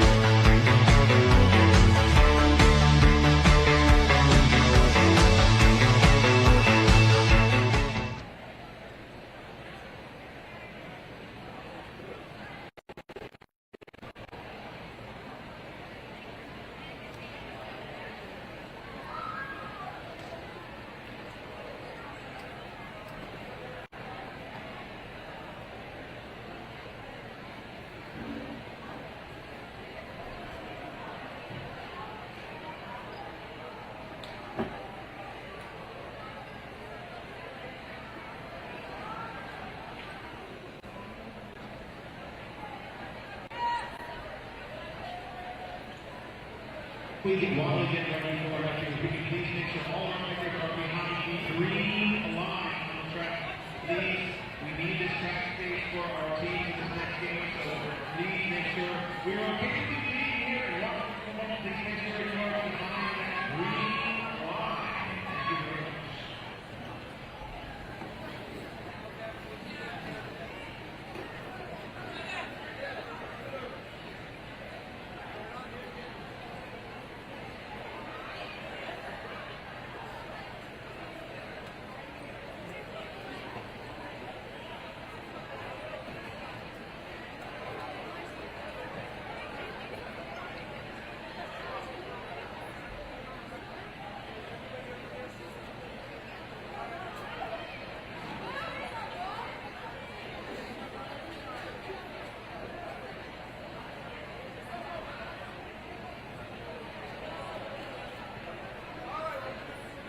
All of our officials, please meet back at the dais for your meeting. Thank you very much.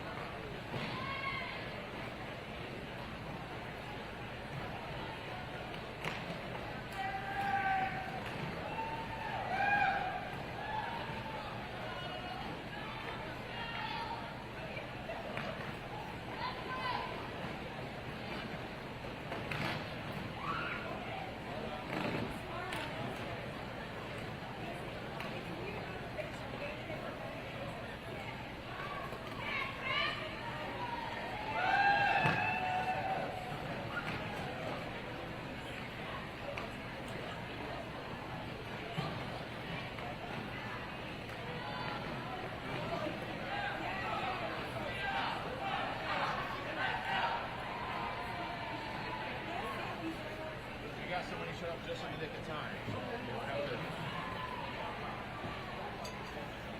but for the awards ceremony, you have to do something like that. Yeah. So I figured commentary on those things that we're doing together. Okay. Yeah. So I just need to put my little. And that would come on like before this mic. Yeah. So I'll just make it on. Okay. Just a mic.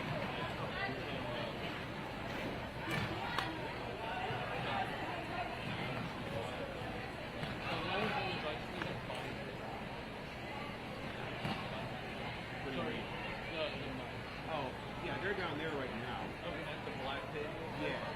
My receiver is behind the computer box. Okay. Because they're not from anywhere, so we have to do it from somewhere.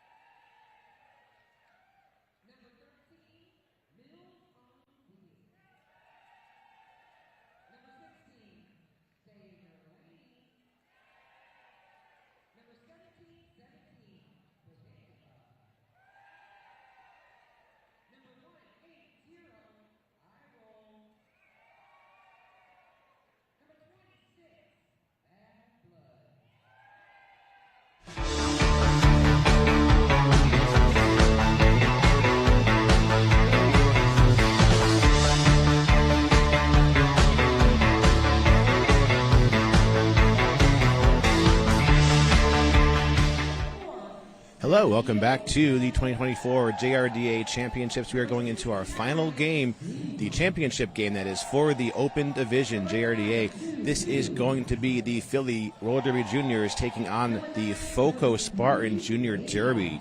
We are doing our in-house introductions here for our skaters. We'll talk about our skaters who are working this game.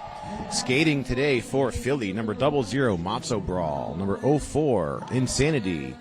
Number 101, TIE Fighter. 1014, No Gus, No Glory. Number 11, Mayday. 13, Mills on Wheels. Number 16, Stay in Your Laney. Number 1717, Bonicula. Number 180, Eye Roll. Number 26, Bad Blood. Number 3377, Bee Sting. Number 37, Holly Blockett. Number 44, Flomo. 444, Smashiopia. Number 69, Steampunk.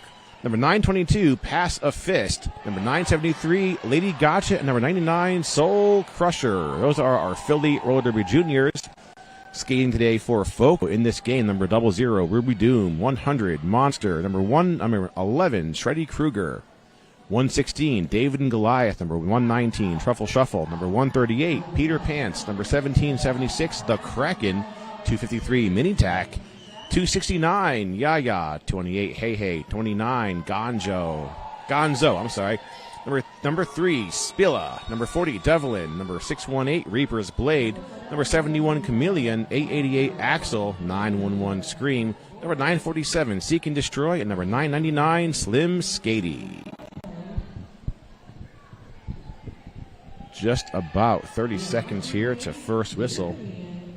Once again, our previous game was our championship game for the female division. That was taken. The winner for that was Santa Cruz when they played Rose City. This game is for the championship for the JRDA Open Division. Philly taking on the FOCO Spartans.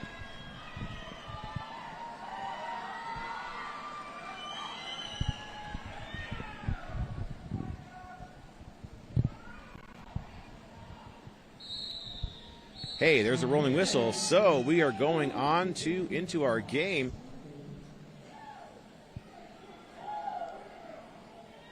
Trying to eye up our jammers here for our first jam. Okay, 10-14, No Gus, No Glory, out for Philly. And number 138, Peter Pants, has the star for FOCO. Peter Pants working to the front of the pack, but Philly stretching out that 3 wall held up by Flomo and Macho Brawl in the front of the pack. No Gus, No Glory getting some distance there on the track. Let's see what's going to happen there with that. No Gus, No Glory taken out of bounds by FOCO's defense. Gets 2 whistles, so No Gus, No Glory is our lead jammer. Peter Pants getting some defense by TIE Fighter. TIE trying to take Peter out of bounds. Peter stays in bounds, completing that initial pass. No Gus, No Glory now is in, I believe, is on a scoring pass. Yes, we see that him in there working at the top of the pack against those 2 FOCO blockers. So No Gus, No Glory coming out with the first 4 points of the game. Peter Pants stuck, getting some defense by number 26, that's Bad Blood. Peter Pants is out with a 4-point pass as well. So No Gus, No Glory is in. Look at that toe stop work. Just about gets through, but ultimately goes to go out of bounds. So No Gus, No Glory will have to recycle. Peter Pants in that pack. TIE Fighter working one of the butt positions of that tripod. Bad Blood with that brace, effectively putting a slowdown on Peter Pants. No Gus, No Glory taken out of bounds once again. Comes back in. Has a toe stop on the line, but ultimately looks like he lost a little bit of balance and did touch out of bounds, and that is out of bounds legally, so he's going to recycle. No Gus, No Glory now called off on a penalty in his first jam of the game. So Peter Pants from FOCO Spartans is on a power jam, although not lead jammer. Peter Pants now has picked up 8 points for FOCO. We did see 4 points by No Gus, No Glory prior to that penalty. No Gus, No Glory is going to be frozen in the box to start this next jam, which means a power start in the hands of FOCO.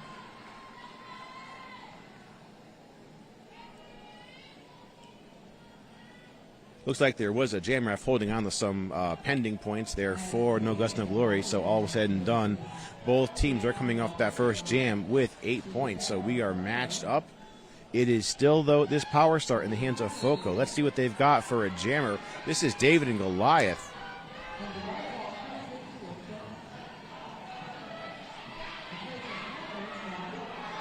TIE Fighter, and it looks like eye roll. Oh, and Insanity jumping with that defense. Insanity bringing David and Goliath all the way to the back. No Guts, No Glory starts this jam in the box. That means he is eligible for lead if he can break through first.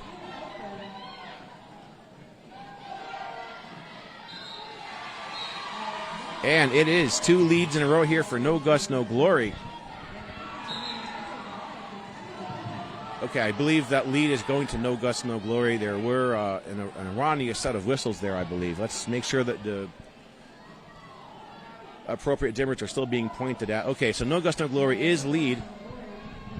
David and Goliath just completing an initial pass, coming in on the first scoring pass of the jam. Eye roll taking David and Goliath to the back. So No Guts, No Glory already having 4 points on this jam. Now, we've seen, if you've seen Philly play, you know No Guts, No Glory. 36 to 40 points is not an unusual number. So No Guts, No Glory certainly now looking at a 12-point jam for Philly. We are jammer on jammer now.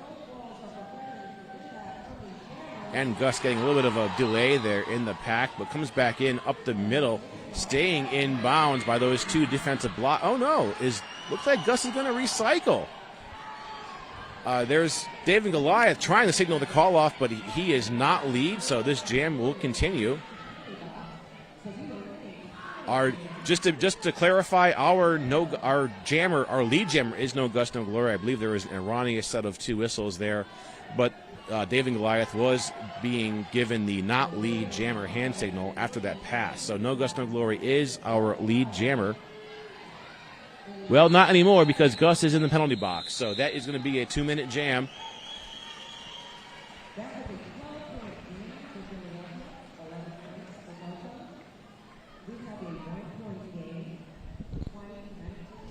So Peter Pants did end up picking up 11 points for FOCO.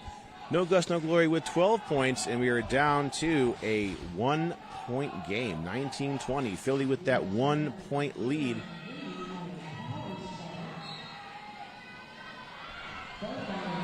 Slim Skady out to jam for FOCO, and Slim Skady getting 2 whistles. He's our lead jammer.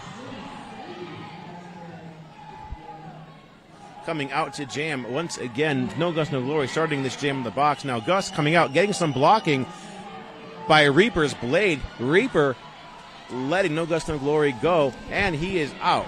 Getting that not lead hand signal. Slim Skady signaling that call off.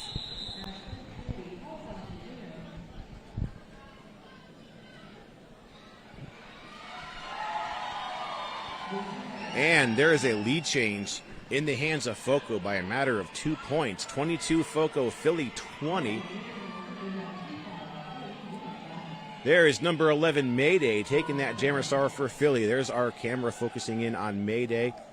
And let's see who we have. This is 253 Mini Tac out to jam for FOCO.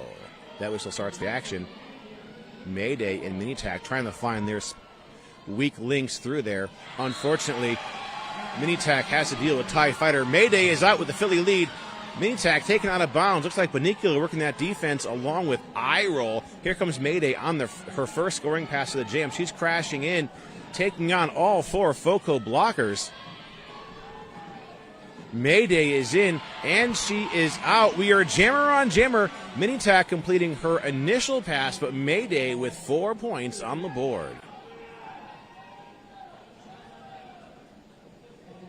Looks like that's Reaper's blade racing that tripod up at the front of the pack. Mayday is on the scoring pass, trying to get a hole in that tripod to get through. Holly Blockett coming in there, trying to break up that defense a little bit to rescue Mayday from that defense. Mayday still stuck in the pack. Lead change back in the hands of Philly by a matter of only 2 points. And Mini Tac is going to have a seat in the box. So this is a power jam in the hands of Mayday with Philly. Mayday getting some blocking. That is number 29 on their roster. That is Gonzo.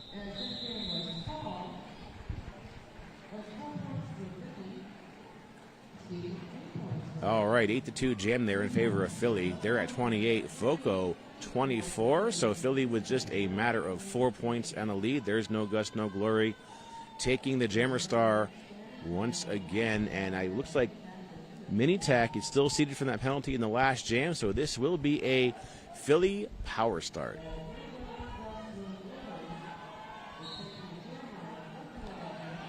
And that whistle starts the action. No Gust, No Glory is off. Gets a little bit of defense on the outside. Chooses to go up the middle for that pack. Now taking on this tripod of Foco blockers. Oh, and a high block called No Gust, No Glory. That, at the same time, Minitac is released.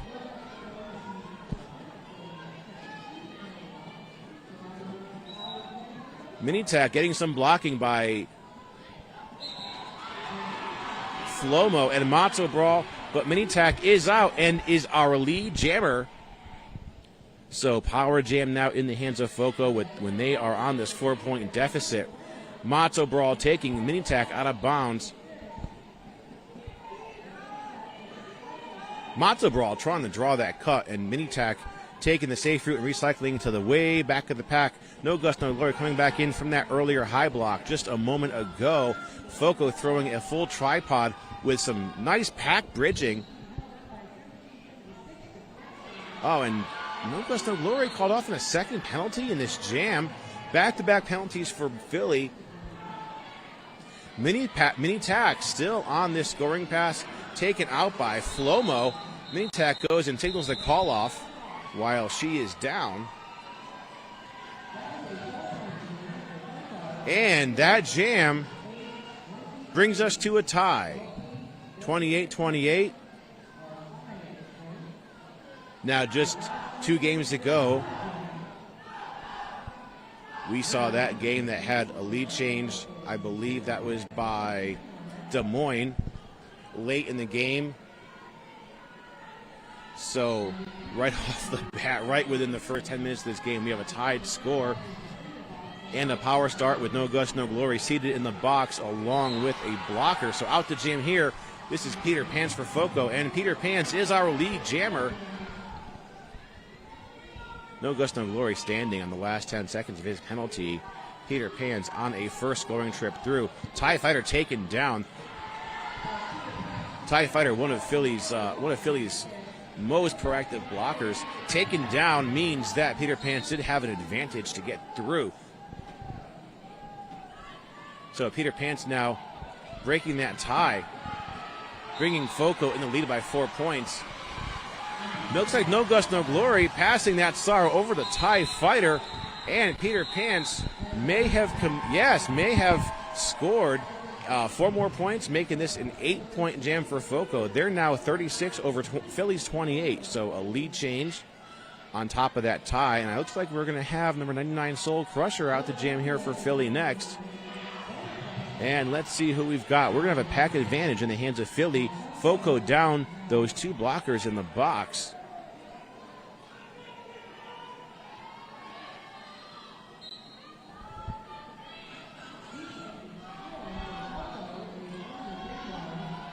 Looks like that was Flomo with that defense on Seek and Destroy. Soul Crusher wearing that star for Philly. The Kraken working some defense against Soul Crusher, being joined now by Monster. Soul Crusher still eligible for a lead, but Foco's jammer Seek and Destroy is out and is lead. Soul Crusher meeting the brunt of that 2-wall by those Foco blockers at the top of the pack. Soul Crusher taken out. 4 points scored by Seek and Destroyed, strengthening that lead change that they had just pulled off. So Seek and Destroy back in for more points. Comes in, makes her way through the pack, and she's out with another 4. So Seek and Destroy now looking at an 8-point jam with a minute left on the jam clock. And here comes Seek and Destroy on a 3rd round of points. Seek calls off the jam. Looks like she's not going to have any more points on those 4 whistles. So 8-0 there in favor of Foco. there are some points rolling in by our jam refs. 2 more. That's to make it a nice round 10-point jam. So FOCO now sitting at 46 over Philly's 28. Our penalty box appears to be vacant, so both teams at full strength. And it looks like that's B-Sting, 3-3-7-7 on the jammer line here for Philly. B-Sting taking on David and Goliath. And no, that was, okay, no, B-Sting still on the track, but David and Goliath is our lead jammer. B-Sting now passing the star over the TIE Fighter. David and Goliath taking a bit of a barrel roll on the inside. David goes for the call-off. Appears that Philly's going to be scoreless in that jam, and it's going to be a +3 for FOCO now. FOCO at 49, Philly 28.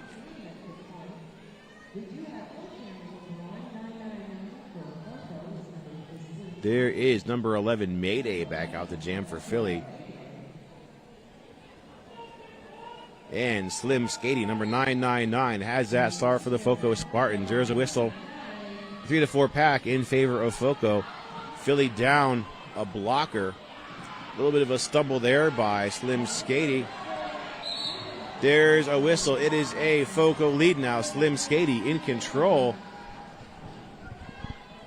Mayday still on this initial pass, taken to the outside line, but stays in bounds. Mayday completes her initial pass. Both jammers able to score points. A little bit of jammer on jammer action now. Mayday coming in. Slim Skady takes a spill, goes for the call-off.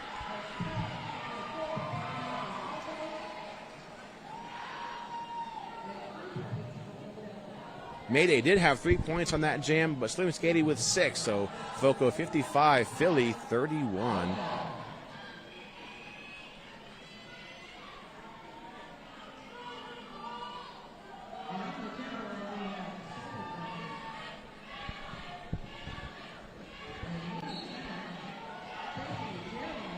Soul Crusher back on the jammer line for Philly, and 2:53, this is Mini Tac taking the star for the FOCO Spartans. Lead jammer currently available to both of these jammers. Looks like Devlin working some defense at the top of the pack. Soul Crusher is out with the Philly lead. Iroh making his way to the top of the pack, forcing Minitac to restart this pass. Minitac is still on her initial. This is a scoring pass underway by Soul Crusher from Philly. Holly Blockett in there trying to break up that wall of FOCO blockers, currently putting a slowdown on Soul Crusher. There is a track cut called on Soul Crusher, so it's going to be a 2-minute jam, and Philly is losing lead.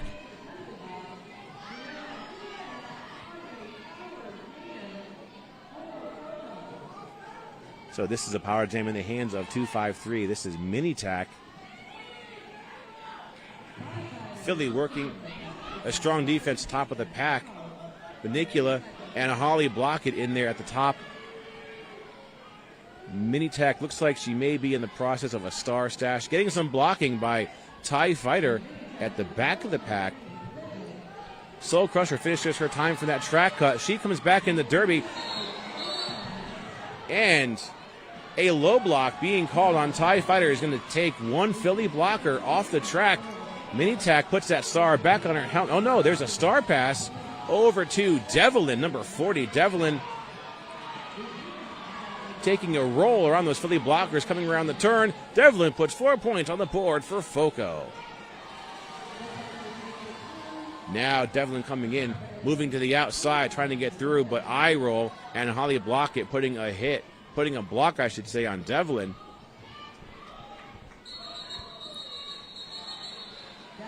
And that jam is over. A little bit of a high five there between Devlin and Iroh. They're opposing teammates, but no reason you can't still be friends. 20-point game now. FOCO 61, Philly 41. 13 minutes left to our first half. And there is B-Sting back out there on the jammer line. B-Sting jamming for Philly. Now, I've also seen B-Sting at Gotham as well. I think B-Sting staged for a couple different teams. Gotham Juniors, I should say. Going into a team timeout. So let's run through our officials who are working this championship open division game. We have Nesquik, Rocket Chop, Eggs Benedict, Misery Chop, Mortal Comcat, Bon Appetit, Tally Up, Bionic, Mac and Cheeks, Richie Cranium, Noah Fallon, Miller Lite, Synapsing, Elemental, Web Links, and Casey Dia. Now, if these official names all sound familiar, that's because a lot of our officials are working double, triple duty to make sure that these games happen and are doing a phenomenal job. So a lot of love to all of our volunteers, but for the moment, our officials, our NSOs, and our referees, we're going to consider them all officials because they are all official. A lot of us have come from all parts of the country to Chicago this weekend to help be part of champs and make them possible for these wonderful junior athletes. There's a rolling whistle bringing us out of that team timeout. Once again, 3-3-7-7 Beasting taking that line there on Philly. And looks like this is going to be number 17. I can't get quite a good read there on that number, so we'll wait for the scoreboard to give us the official for the FOCO Jammer. Seek and Destroy. Okay, 9:47 taking on Beasting. And the 5-on-5 derby action here because our penalty box is empty. Beasting stuck at the back of the pack. Seek and Destroy getting some a little bit of a hit there by number 26, Bad Blood, but Bad Blood just a hair too slow. Seek and Destroy is out with a FOCO lead. Matzo Brawl with the hip check, taking Seek and Destroy out of bounds, coming around the pivot line turn. Now TIE Fighter coming in to brace a tripod. Flomo working the back of that tripod again, Seek and Destroy. My guess would be Flomo is working with Matzo Brawl, but I can't quite get a good visual. No, okay, Bad Blood.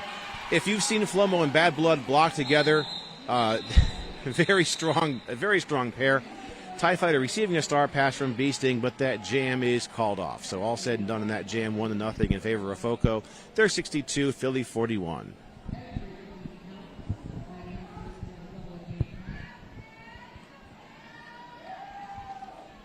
Down just under 12 minutes left to our first half of the game.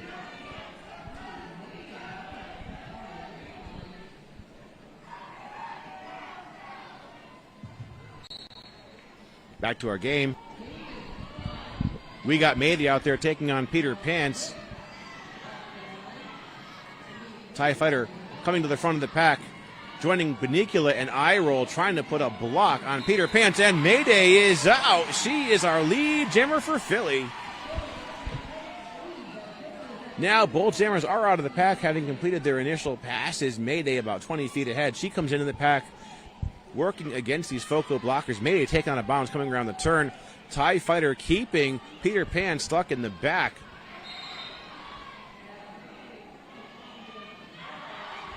Oh, Mayday looks like is on her way to the penalty box along with the FOCO pivot. So power jam now in the hands of FOCO. So far, a scoreless jam. A little bit of a tumble there by Peter Pants over Holly Blockett. But Peter Pants does have the first 4 points of the jam.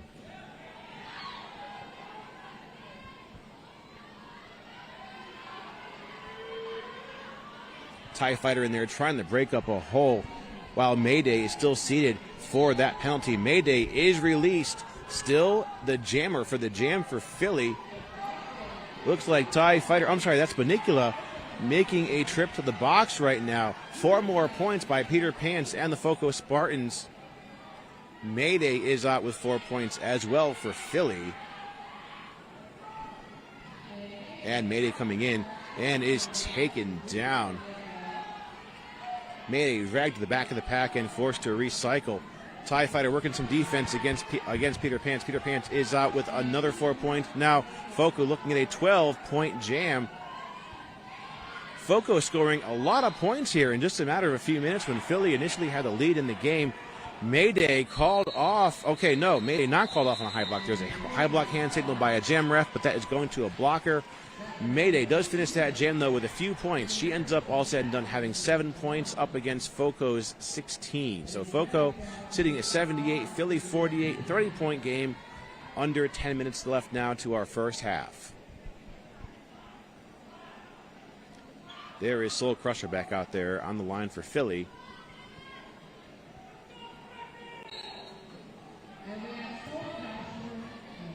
And David and Goliath jamming for Foco.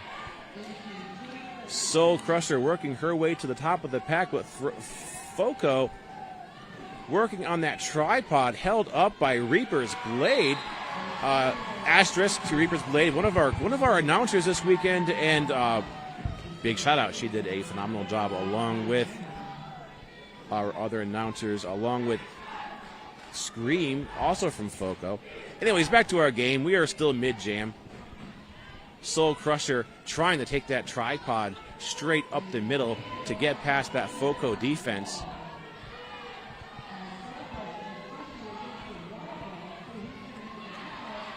And David and Goliath, still our lead jammer, now has 4 points.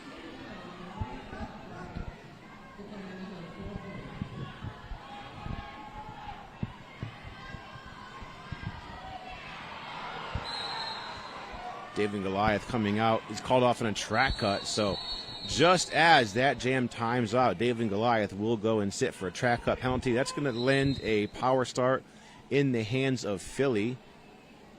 And we are going into a timeout called by our officials.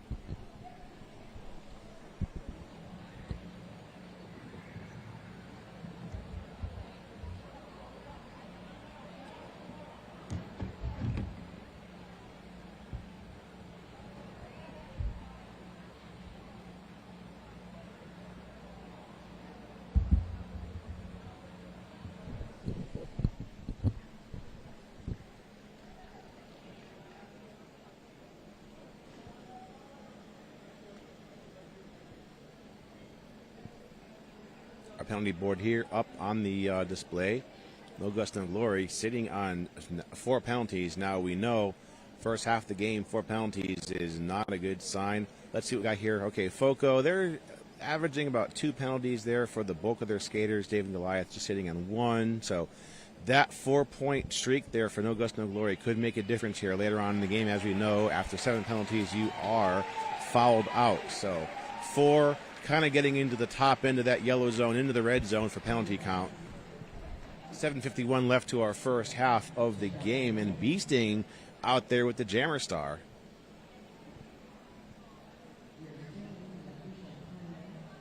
Still in this timeout here, called by our officials. Now, after this game, there's no set of 4 whistles. I'm not sure if this is a second timeout by our officials or if this is turning into something else. Either way, still at a break here. After this game, we'll be doing our awards ceremony for all of our skaters, including the ones who are seniors and aging out. Off the top of my head here, for Philly, aging out this season, Matzo Brawl, TIE Fighter, Mayday, Banicula, Flomo, and Lady Gotcha.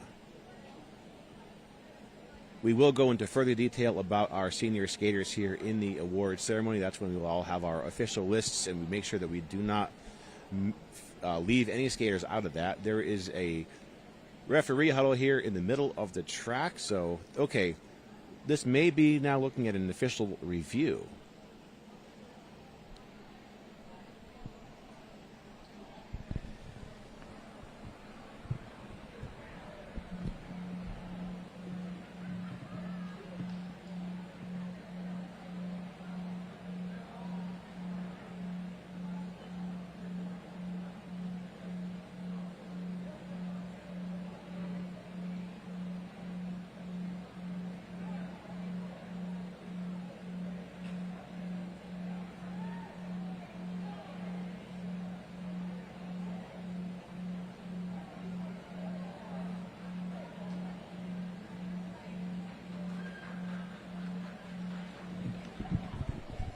Looks like our official review is breaking up, and everybody is returning to their spots here on the track. So there's a rolling whistle. We are at the end of that review.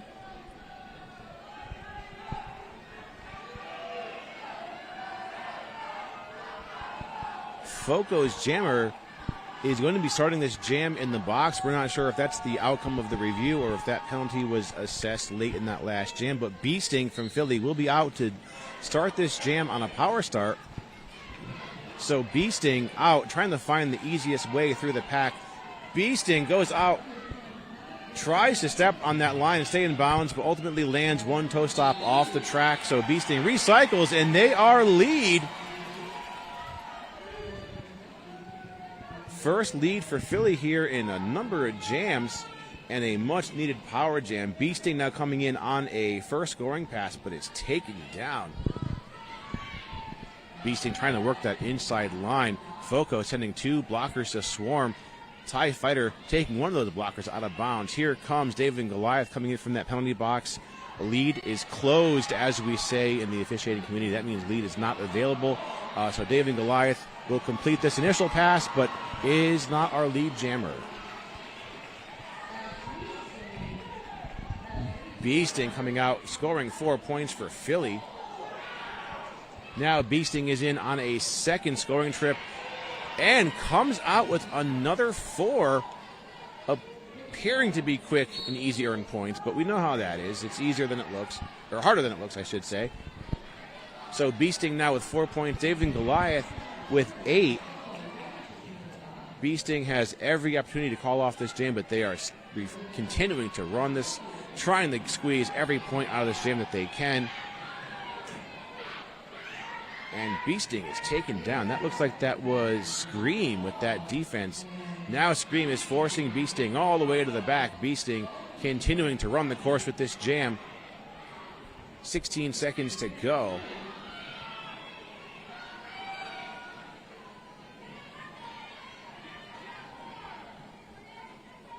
All right, Scream continuing to work some defense against Bee Sting. Bee Sting drawn to the back once again. And there's for a whistle. That ends the jam. So Foco with 5 points.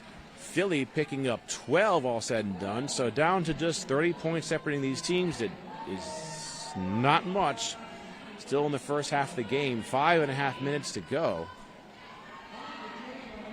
Looks to me like that is number 11, Mayday, out to jam for Philly. And that is Slim Skady, number 999, jamming for Foco.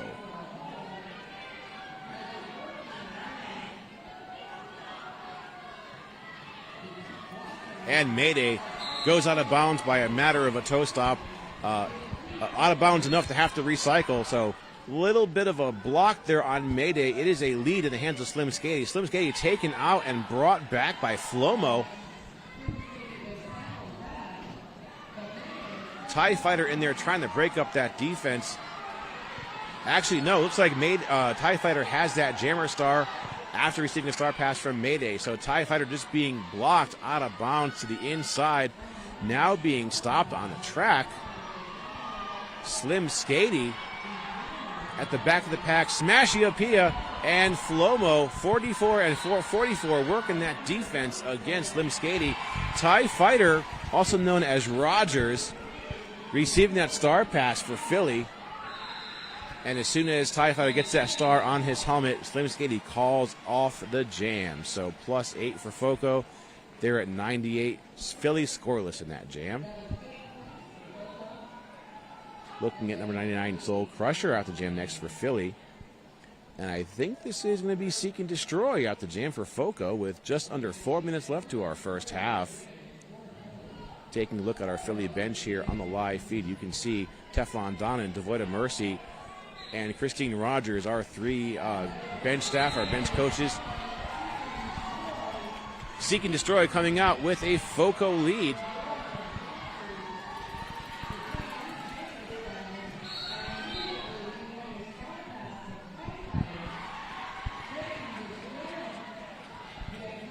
Seek and Destroy in with 4 points.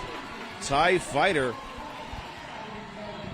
receiving a star pass has 4 points for Philly. My assumption, we haven't seen No Gust No Glory here jam in quite some time, and I'm going to guess it's got something to do with those penalties.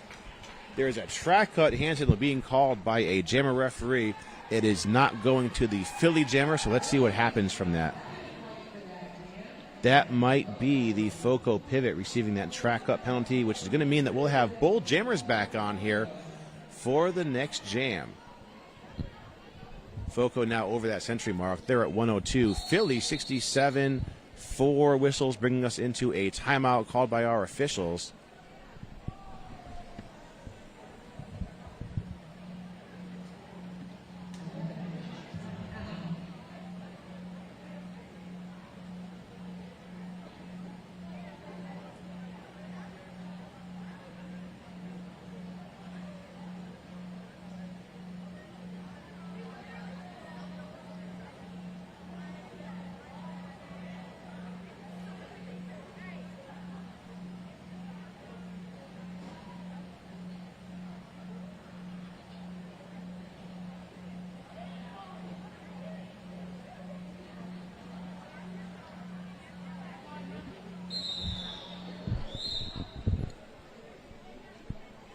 Coming to the end of that timeout by our officials.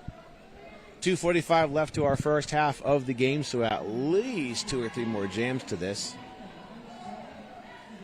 Each team down 1 blocker in the box, which is a 3 versus 3 pack. Beasting out there, 3-3-7-7, taking on Peter Pants.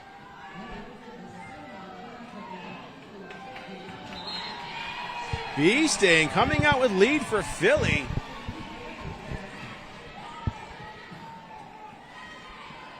Some nice awareness there by Peter Pants. Looks like Peter Pants, obviously we are not officials up here, but from our advantage point, Peter Pants may have been on the line, but choosing the safe route there to recycle. Beasting out with 4 points for Philly. Now they're working on their second scoring trip. Beasting rolled to the back of the pack. That is the pivot from Foco with that rollback on Beasting. Philly forming a tripod at the top of the pack. Let's see, there's a track cut being called. That's the pivot from Foco. That's number 100, Monster. That will thin things out a little bit here for Beasting, who is still on this jam as our lead jammer.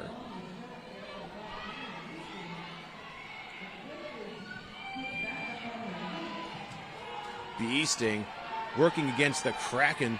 They are trying to guard that inside line against Beasting, but Beasting is out with another 4. So Beasting looking at 8 points with 30 seconds left to our jam.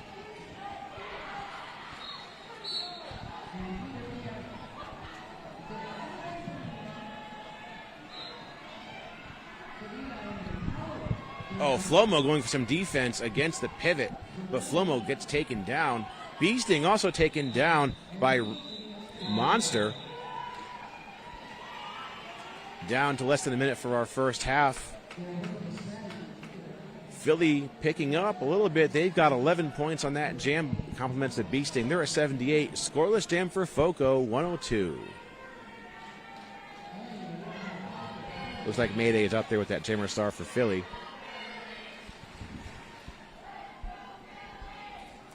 Philly certainly feeling the effects of having one of their highest scoring jammers sitting on 4 penalties in the first half of the game. But Mayday does make it. Gets through on the inside, and she's our lead jammer. Working at a stopped pack with Foco stretching out their 3-wall at the front of the pack. Here comes Mayday.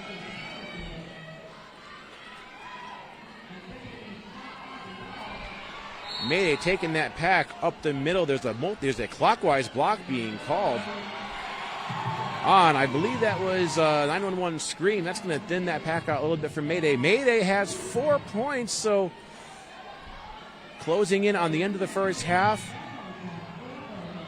with a little bit of a closing in that points gap. Mayday still lead.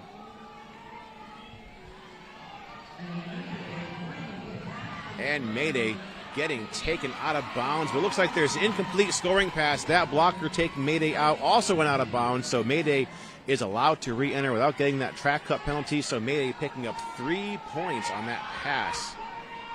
Kind of waiting for our scoreboard to confirm that at this time. Mayday is out with another 4. So now Mayday looking at a 12-point jam. Peter Pants also managing the score now with 4 points. Mayday ending the jam, calling it off. Looks like there's 2 more points rolling in by our jammer referee for Mayday. So 14-4 in favor of Philly. Philly 92, Foco 106. That is not a big point spread to be going into our second half with. We're going to be taking a 15-minute or so break, and we will come back to you with more Derby action here in Chicago at our Open Division JRDA Championship game.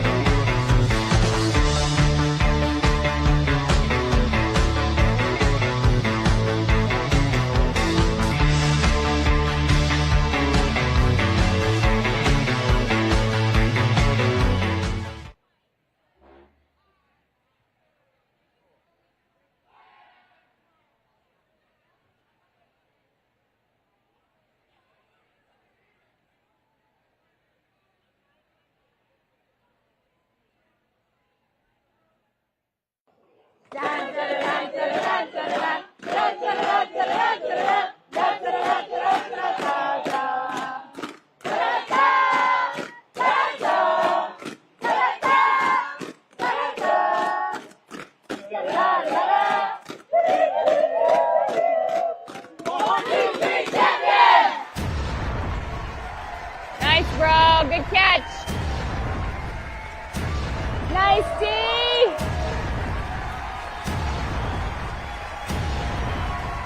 Tyler does not miss. Yeah, Gus. Woo! Nice, Mayday.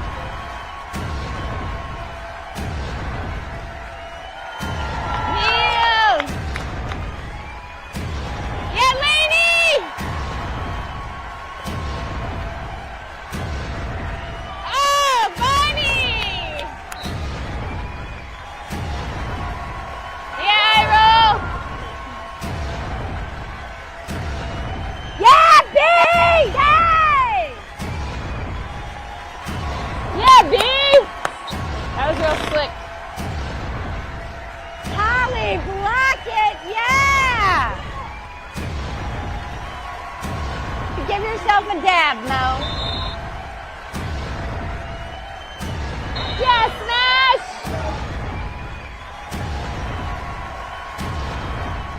Yeah, bump! Yeah, Lil. Always gonna be Lil to me. Yeah, gotcha!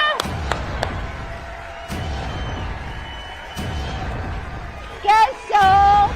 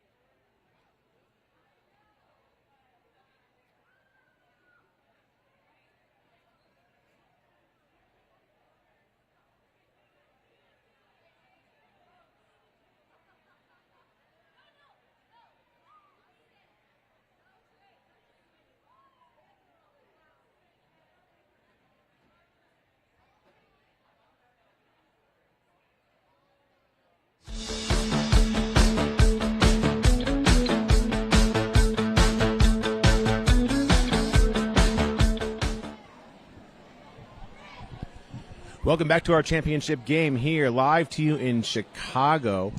We are in the championship game of our Open Division team. It came down to Philly versus FOCO. We're going to take a look at a little bit of our point scoring here. Going into our second half, FOCO 106, Philly 92. Let's look at our penalties. As we can see there, pretty low except for No Gust, No Glory sitting on 4, and that's probably why we haven't seen Gus jam in the second half of the first period. The 4 penalty is not looking good. There for FOCO, Devlin. We've seen Devlin skate mostly as a blocker. I believe she did take 1 star pass on that 4, but their jammers for FOCO, pretty low penalty count. So those numbers alone are going to affect how these teams play and the outcome of this game. Certainly that 4 points by No Gust, No Glory certainly puts Philly at a bit of a disadvantage going into the second half. But, hey, let's get back to our game and let the game play itself out. Why don't we? Once again, Philly 92, FOCO 106, so not a whole lot of points separating those two teams. Philly was down by about 30 points. Our last couple jammers there, Beasting and Mayday, did manage to pick that up and, bring it to where it is. So going into our second half, we're doing our gear checks by our officials.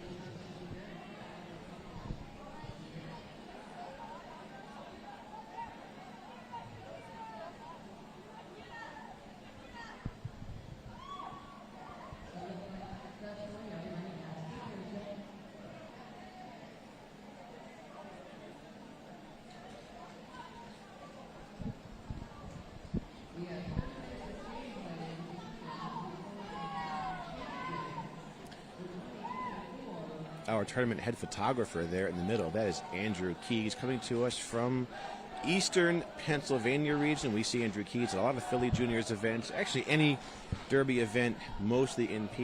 He will occasionally pop up to. Philly getting some love here in the crowd. They are taking a bit of a huddle there before we move into the second half of the game. It is a 14-point game. And to say it's on the table for both teams is certainly an understatement, because a lot can and will happen here in the next half hour.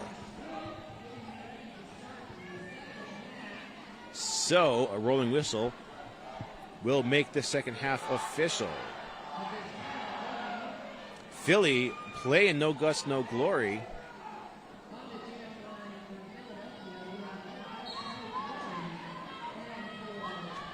And FOCO, waiting for our jammers. Okay. Peter Pan's out there for FOCO. No Gust, No Glory is out with a Philly lead, despite those 4 penalties. Philly playing in that card. So Gus, toe stopping on the inside line, stays in bounds, has 4 points. Peter Pan's still scoreless. Here comes Gus on a second scoring trip. Gus taking an extra moment to be very aware of where his toe stops land to avoid picking up that 5th penalty. Does take the safe route and recycle. Peter Pants has 4 points to his name now. But Peter Pants is being held the back of the pack by Flomo and TIE Fighter. Gus coming out with another 4. So mid-jam down to a 10-point game. Peter Pants coming out with 4 points as well. So at this point, this jam looking to be a wash for our jammers. No Gust, No Glory still coming out, or still fighting with that FOCO defense inside the pack.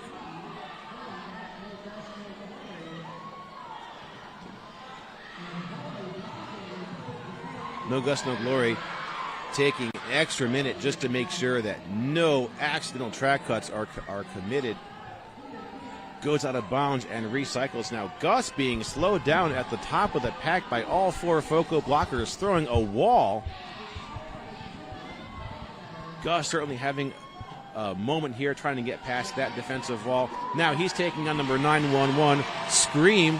Asterisk next to Scream. Scream also one of our announcers this weekend. No Gust, No Glory is out, making this a 12-point jam. Not to be outdone, Peter Pan's also with 12 points, so No Gust, No Glory calls off the action. 12-12 for both of our teams. So although Philly went to play No Gust, No Glory. It actually ended up getting them nothing but 2 12-point jams. So still a 14-point game. Now it looks like Mayday coming out.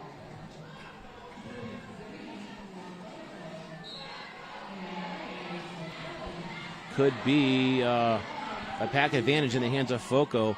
Philly started with two blockers in the box. Now just one blocker left. Slim Skady has that jammer star. Mayday jamming for Philly. Mayday is in, trying to get to she is at the front of the pack, but Foco has their entire defensive strength against Mayday. Mayday finds a hole. Number 100 Monster speeds up. Nicely executed hip check, sending Mayday out of bounds and forcing her to restart this pass.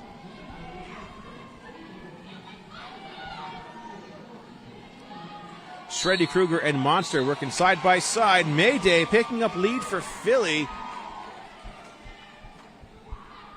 Foco losing Reaper's Blade to the penalty box. That's going to thin that pack out a little bit by one blocker here for Mayday. Mayday coming in, that pack, that wall turning into a tripod. Holly Blockett coming in, trying to push that tripod out of Mayday's way. Mayday, though, gets stuck trying to get right up the middle. Holly Blockett is in there once again. There is a high block handed, and let's see what's going to happen from that. That is going to a Foco blocker. So Foco down 2 blockers, while Mayday still our lead jammer. Mayday taken down.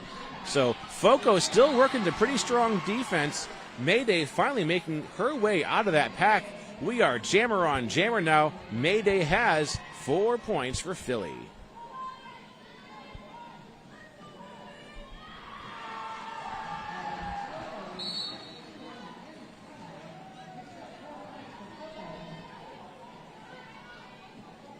Both of our jammers coming out with 4 points.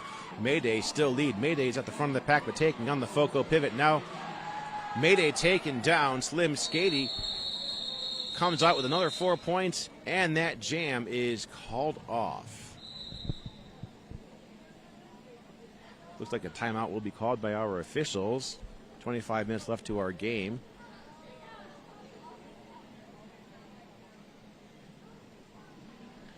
(130-108). Foco with that 22-point lead. I'm sorry, no, 111-130. Foco with that lead.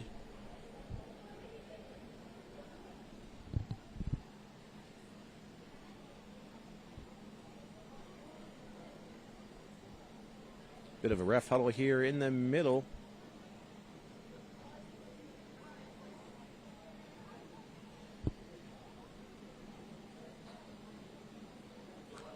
Once again, stick with us here after this game. We will be doing our awards ceremony for championships.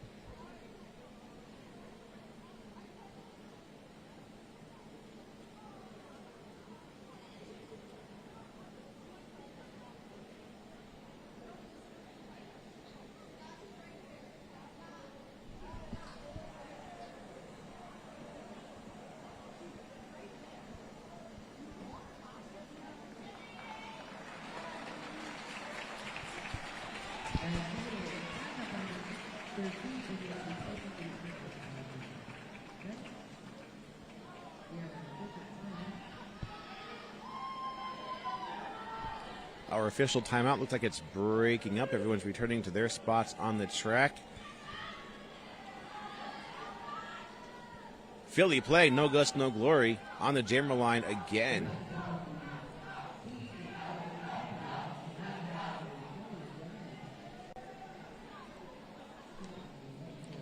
Philly going in this jam down 19 points. Foco with the lead.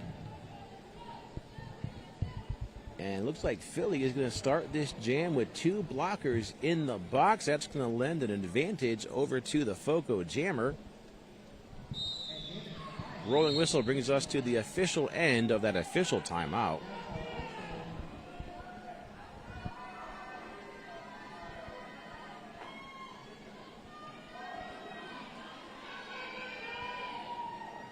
Our live feed focusing in on our jammers. David and Goliath for Foco. No gust, no glory for Philly. And David and Goliath is out with a Foco lead. Star pass over to number 101, TIE Fighter.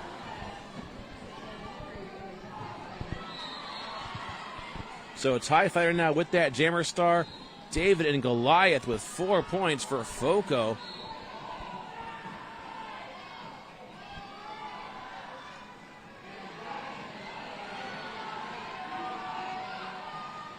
FOCO now losing 2 blockers to the penalty box.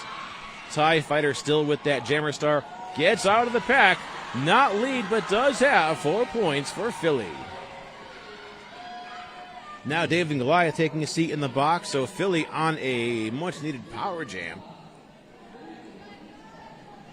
No chance to call off this jam. We have about a full minute left. TIE Fighter still with that Jammer Star. Ty is working at the front of the pack, powering his way past that pivot, stays in bounds, gets 4 points for Philly. David and Goliath taking a stand in the box, so just a couple seconds left to this power jam. And TIE Fighter is out, being chased out of the engagement zone. He's got 4 more points. David and Goliath now unable to call the jam. David and Goliath is out, picks up 4 points for FOCO. TIE Fighter still has 25 long seconds left. Well, both jammers do, actually. TIE Fighter taking on a bounce. FOCO forms their 4-wall defense at the front of the pack. TIE Fighter taking a bit of a trip there, gets back up on his skates, and takes a second trip.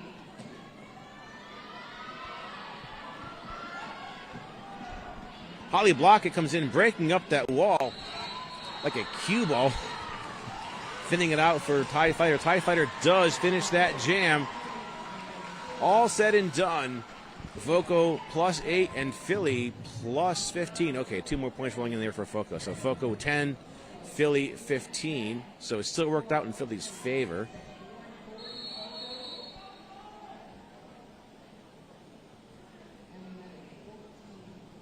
And looks like we maybe have an official review being called by the FOCO bench. So our bench staff will be going in the middle of the track here and talking to the officials.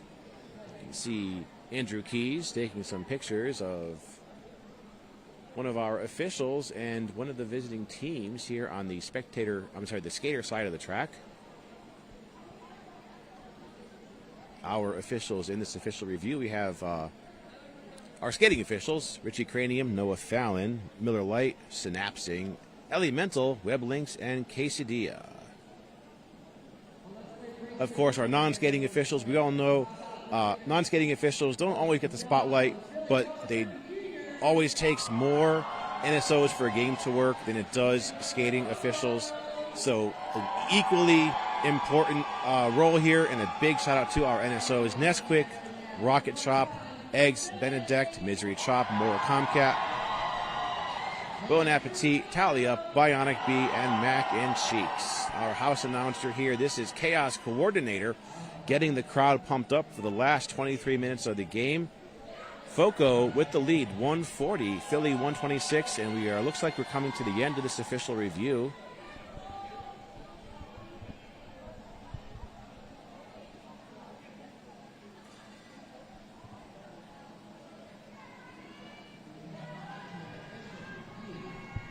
It appeared that the FOCO bench called for this review. Don't have the details or the outcome of this. But there is a rolling whistle, so we are going to be continuing our game.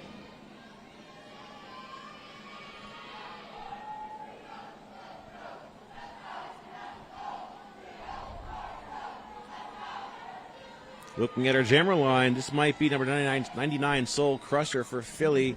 And if I had to guess, I would say that this is Seek and Destroy for FOCO. Look at that, Soul Crusher versus Seek and Destroy. It's a very empty penalty box, so if it's a 5-on-5 jam, both teams at full strength. Soul Crusher trying to power her way through that tripod of FOCO blockers. Oh, Soul Crusher with a blocking with the head penalty. So FOCO on a power jam now. Seek and Destroy in full control. Seek now coming in on a scoring pass. Philly stretching out their defense at the top of the pack while Soul Crusher still seated for that penalty. And Seek and Destroy makes her way to the front of the pack. Gets a bit of a block but stays in bounds, finishing that scoring pass. Now Seek and Destroy on a second trip through. Seek and Destroy is in. Oh no, Seek and Destroy called off on a penalty as well. So Seek and Destroy now having a seat in the box. Philly losing their jammer to a second penalty in this jam. So that is going to put Soul Crusher in the box and release Seek and Destroy.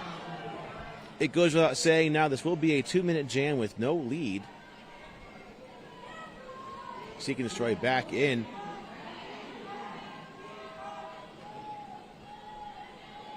Philly walling up against Seek and Destroy at the front of the pack. Eye roll and Bad Blood working the back of that tripod. Now Matzo Brawl coming back in from the box. 12 seconds left to our jam. Foco has 4 points on this jam. Philly has been scoreless thus far. Look at that pack running very solid, but just moving enough to play by the rules. That jam is over. Let's see if there were any pending points here for Philly. Does not appear to be the case. Foco, though, does have 7 points.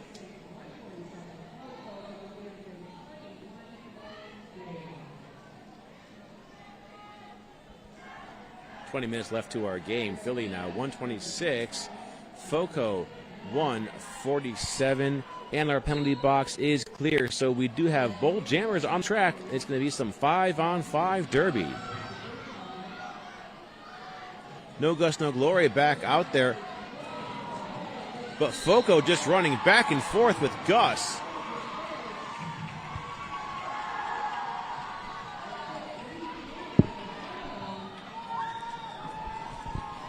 No Gus, No Glory, not lead, but does break out of the pack. Peter Pants jamming for Foco and his lead. Peter Pants does have 4 points, and he calls off the jam before No Gus, No Glory can score. So 4-0 there, strengthening Foco's lead. Now, we were down to just a matter of a few points at the beginning of this half, but we are now down to about a 25-point lead.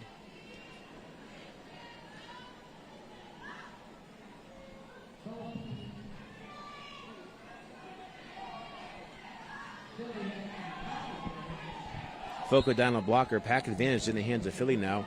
Beasting out to jam. But Slim Skady finds a hole on the inside. Gets through, and Slim Skady is lead for Foco.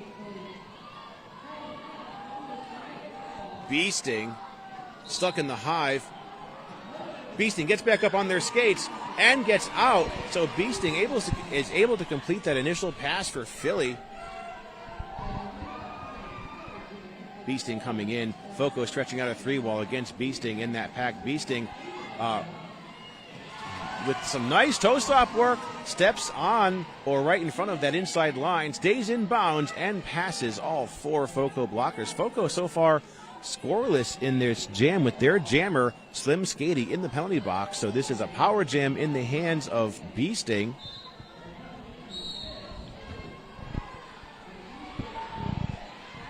Now Philly losing TIE Fighter to the penalty box. Beasting still on this power jam. Philly is scoreless. Foco coming out with 4 points by Slim Skady.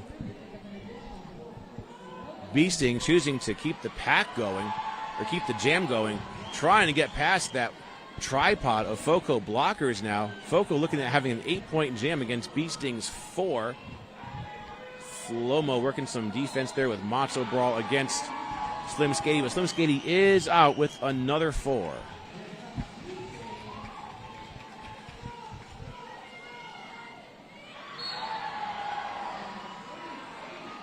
Apex jump by Slim Skady earns him another 4 points, making this a 16-point jam for Foco.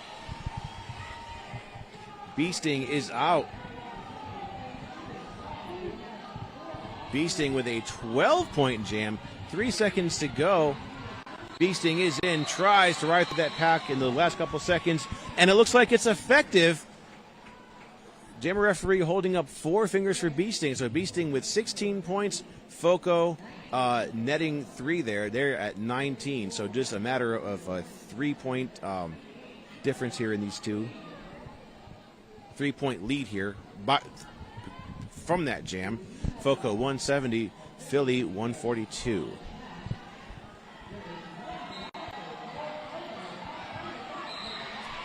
No Gust, No Glory is out. Significant advantage with Foco down 3 blockers. They only had 1 blocker on the track. No Gust, No Glory making quick work, getting past that 1 blocker. Now he's out with 4 points. He's lead jammer. He's got the first scoring pass down for Philly. And a forearm penalty is being assessed. Let's see. That's not going to the Foco jammer. No Gust, No Glory coming in, completing a second scoring trip. Number 116, David and Goliath, not lead jammer, but does have 4 points. No Gust, No Glory coming out with a third scoring pass complete. Gus relying heavily on his defense right now, but David and Goliath getting past eye roll and insanity. Both jammers now scoring some really quick points. No Gust, No Glory coming out with 4. Now make that a 16-point jam.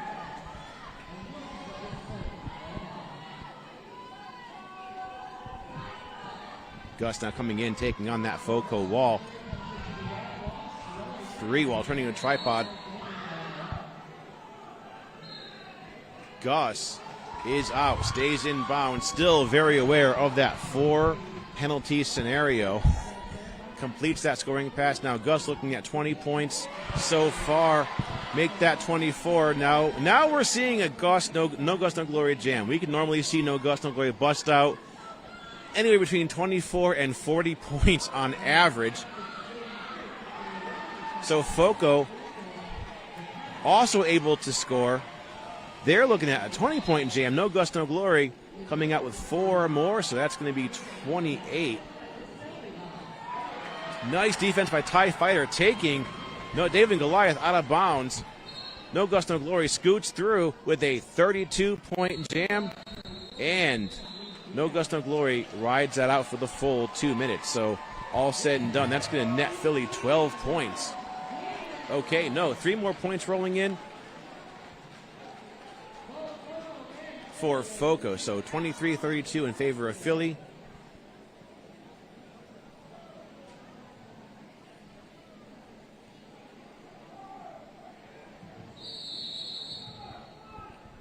And we have, I believe, a timeout called by the Foco bench.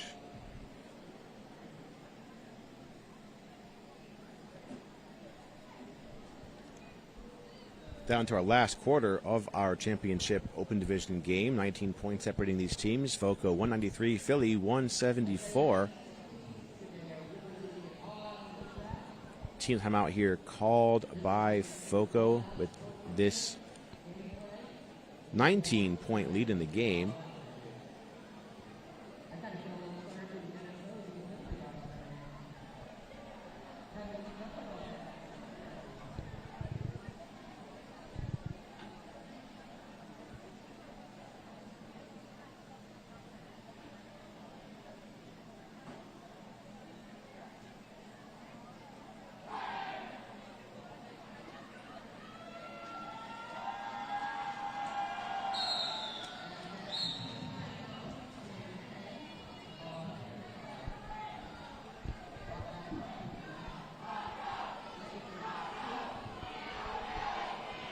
Our crowd intensity picking up here as we are now under 15 minutes to our game.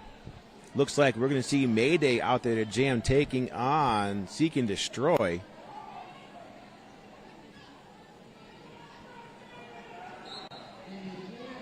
That pack rolling back before the whistle. Seek and Destroy being caught up by a Philly wall, held up by Bad Blood. Mayday is out with the Philly lead.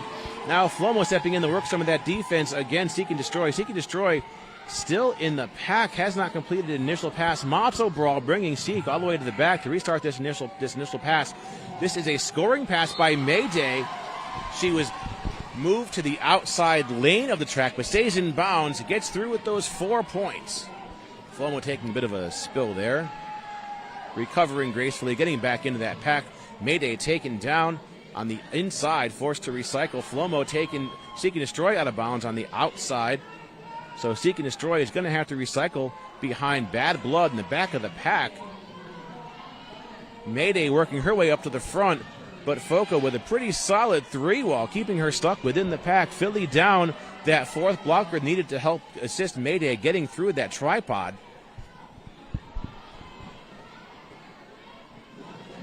Okay, Matzo Brawl coming back in, trying to thin that wall out for Mayday.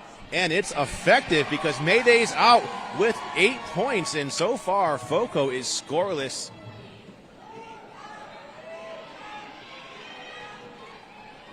Mayday in for another round of points. Right into the hot seat with all 4 Foco blockers right there, shutting her down. Philly trying to come to her assistance. Looks like Mayday was taken out of bounds on the inside and is going to recycle. Foco does have 3 points on this jam. Bad Blood taking Seek and Destroy out of bounds to the inside and forcing Seek to restart. Mayday once again trapped behind that tripod of Foco blockers. Flomo coming out of the box, it appears, but that jam is over.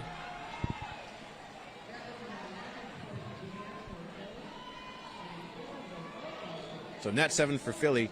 Foco 197, Philly 185 after an 11-point jam by number 11, Mayday.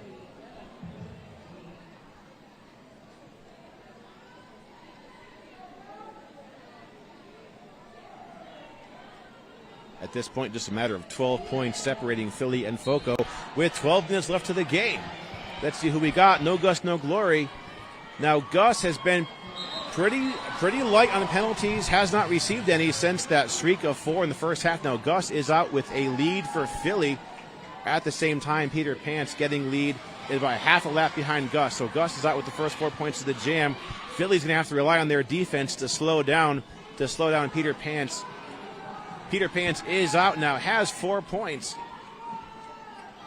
So no Gus, no glory is out also with 4 points.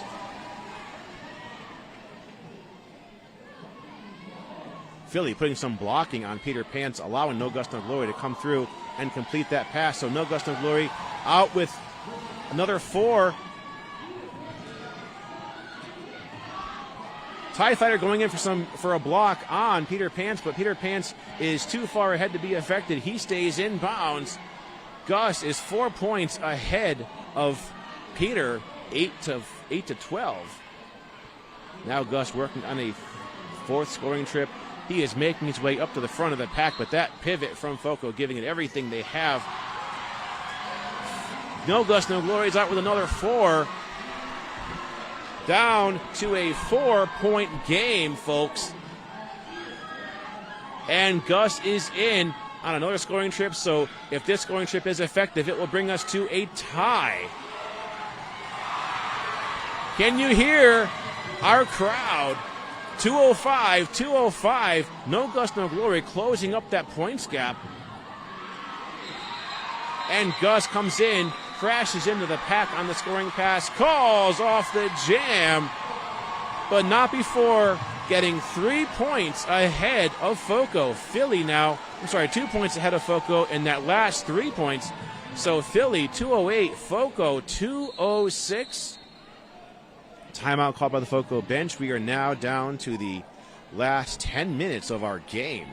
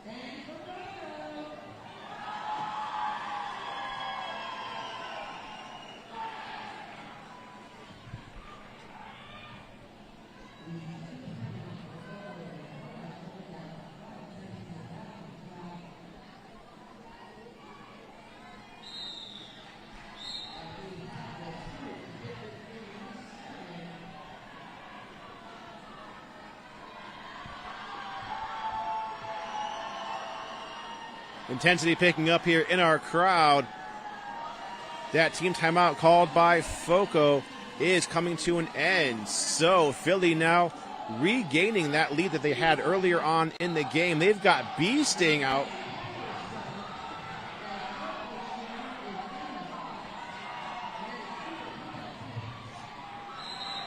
Getting the commentary to my Instagram account here. Beasting called off on a track cut.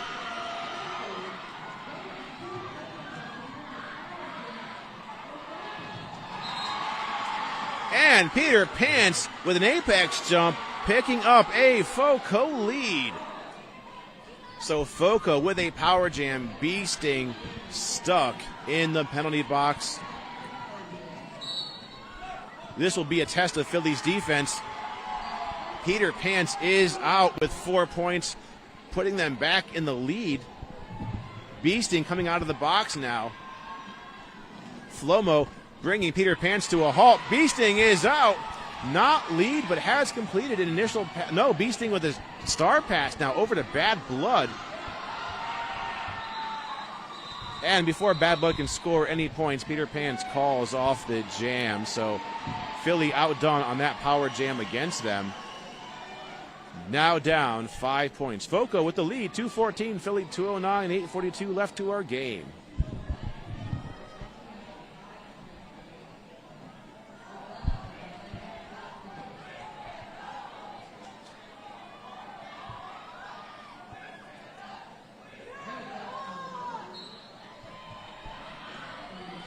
Now back to our jam. No Gus, no glory. Has the star for Philly. Now Gus is working his way to the front of the pack. Those blockers stay in play. He gets around them. He is picking up lead for Philly. Slim Skady coming out behind Gus. Bull Jammers out of the pack now. No Gus, no glory coming in. Has 4 points. Philly with a wall, putting a stop on Slim Skady. Philly moving their defense to the top of the pack. Slim Skady still stuck in the pack. Here comes No Gus, No Glory in the back of the pack. Slim Skady getting 4 points. So both of our jammers now with 4-point passes behind them. No Gus, No Glory is still our lead jammer. Gus still stuck in the back of the pack and is taken down. And Slim Skady called off on a penalty, handing a power jam in the hands of Philly with No Gus, No Glory in full control. Philly still with a 4-point deficit. There is the energy from the crowd as No Gus, No Glory brings them, to a tie, 218-218. FOCO down 2 blockers in the box. A blocker and a jammer. Nonetheless, a bit of an advantage for Philly. That jam is called off. That is going to freeze Slim Skady in the box along with a blocker and by a power start for Philly as they have gotten a 1-point lead over FOCO. So 219-220. We knew the game was going to go like this, and thankfully it is not like the championship game this time last season where it was the Philly versus the Pixies and the scoreboard catastrophe with the 45-minute timeout. However, this is still a heart-stopping game. I'm going to have palpitations for, I think, a week and a half after this. Mayday out the jam, and Mayday picking up lead for Philly. Slim Skady starting in the box now, standing, released. Has to complete his initial pass. Mayday, though, on a scoring pass. The Kraken holding up that wall at the top, bracing that tripod. Nice toe stop work by Mayday. Mayday is out, strengthening Philly's lead, but it is still too close to call. We're jam being called off now for a matter of safety. Doesn't look like, okay. Yep, that was an injury call off.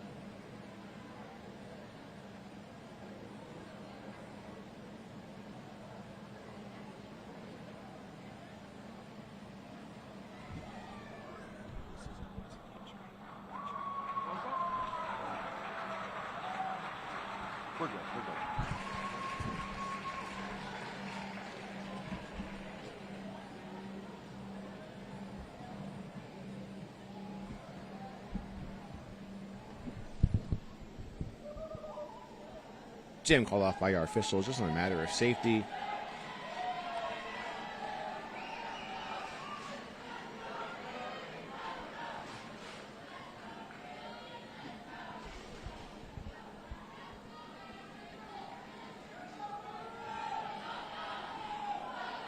All said and done after the last jam, Philly 5 points ahead of Foco, 224-219, 5:40 left to our game.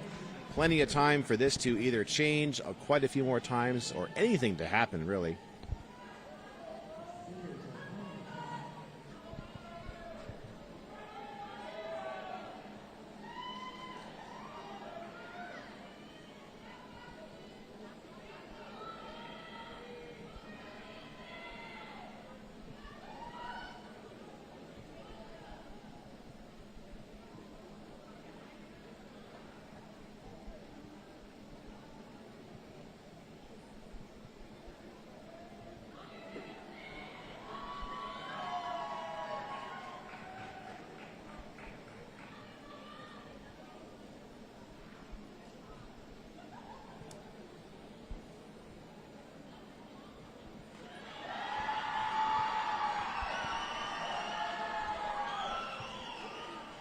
Getting our crowd pumped up here as we are still in this official timeout.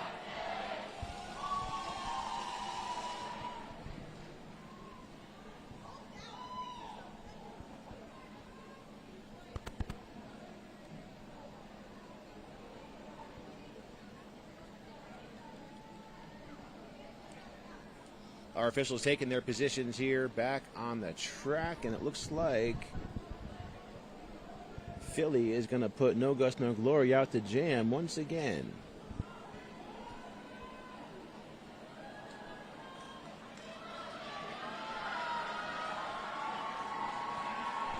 And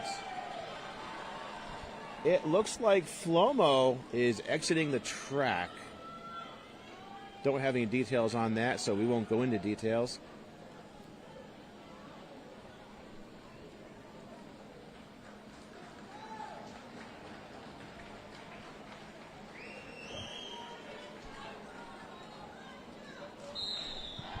All right. There's a rolling whistle. We're coming back down to our game. 5:40 to go. 5 points separating these teams. It was a 12-point game at the 12-minute mark, so I hope we don't follow that same pattern. We are looking at No Gust, No Glory, I believe, taking on David and Goliath, and it is a 4-3 pack in favor of Foco. David and Goliath is out. TIE Fighter trying to put a stop on him, but David and Goliath is just too far ahead.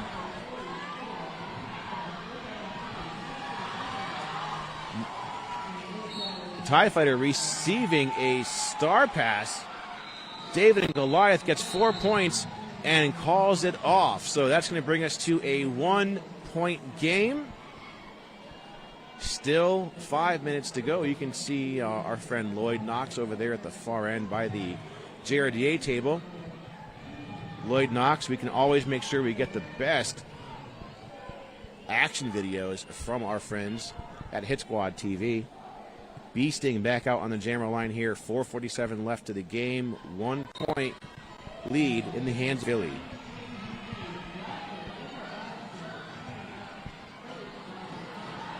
TIE Fighter trying to put a block on Peter Pants, but Peter Pants is out. B Sting coming out completing their initial pass.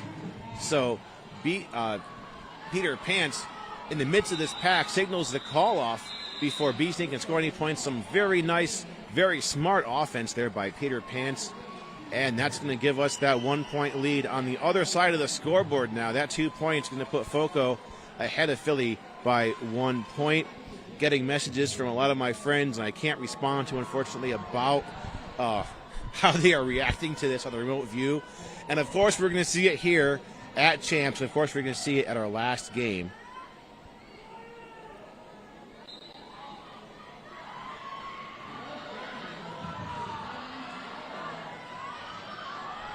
No Guts, No Glory back out there. Oh, a forearm penalty called on David and Goliath. We know what those jammer penalties do, and this is the time where it counts the most. So, No Guts, No Glory still on an initial pass, but is on the chance of a power jam. So this will be a test of Foco's defense. No Guts, No Glory is out, and now we saw No Guts, No Glory with, I believe that was a 32-point jam not that long ago. So let's see. This is seriously going to affect what Foco can pull off at the end of the game. No Guts, No Glory is in on a scoring pass. Avoids several different blocks. Scores 4 points. David and Goliath is in after that forearm, completing his initial pass. No Guts, No Glory half a lap ahead of David and Goliath. Scoring some points. So Gus finishes a second scoring pass. Eye roll, taking David and Goliath down, but eye roll will be called off on a penalty. No Guts, No Glory, putting 8 points on the board. Make that 12 points. David and Goliath is scoring. He's got 4 points so far, now working on 4. Oh, looks like there was a block at the top of that pack, and I can't see who that was. I think that might have been Matzo Brawl. But David and Goliath stays in bounds, picks up 8 points. Gus trying to just keep this jam going and score point almost pass after pass. David and Goliath finishes a third trip. No Guts, No Glory. At the very end of that jam, called off on a track cut. Gus seated in the box. Philly 240 after a 16-point jam by No Guts, No Glory. Foco at 237 after a 12-point jam by David and Goliath. And we are looking at an official review called by Philly. No doubt they are going to review that track cut and see if they can get that undone, because at this point, with 1:41 left, that is their key to winning the game.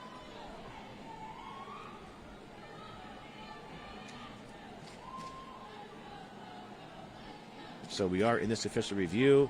We can speculate and probably bet money that it is going to be trying to get Gus out of the box for this next jam.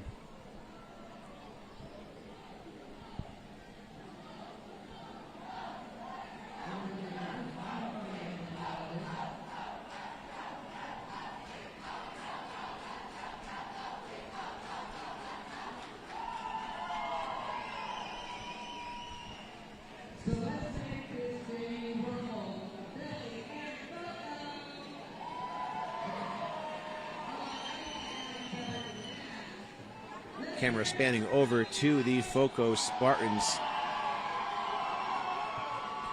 Skaters there on the track. Now having a look at our Philly Roller Derby Juniors on the track. There's Matzo Brawl in there, Thai Fighter. I think I see Bad Blood.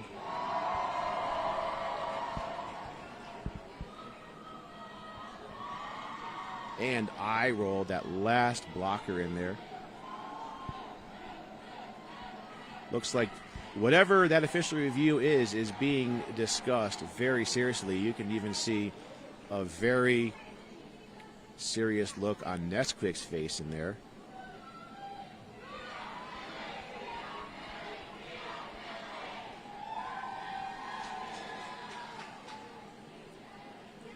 Obviously, our officials know just how serious this matter is and how the outcome of this review can and will affect the outcome of the game. Our officials are breaking and they are talking with the benches. Again, we're going to speculate that this is Philly trying to get their jammer out of the box, so we'll see what happens. It looks like Gus is seated, so I'm going to assume that that review was lost. So Gus is seated in the box to start this jam. Not a good position for Philly to be in with 1:41 left to our game and 3 points separating these teams. Philly 240, Foco 237. And there is a rolling whistle, so grab on the edge of your seats, folks. We are in for a ride for the next 2 minutes or so. This will certainly be a test of Philly's endurance and defense. No doubt they're going to do their hardest to try to stop that Foco jammer, and Foco is putting out Peter Pants. Matzo Brawl working the top of that pack. You can see Philly swarming that jammer, keeping Peter Pan stuck on the outside of the track. Bad blood now going in there, but Peter Pants is out and has lead for Foco. Philly walling up the catch. Peter Pants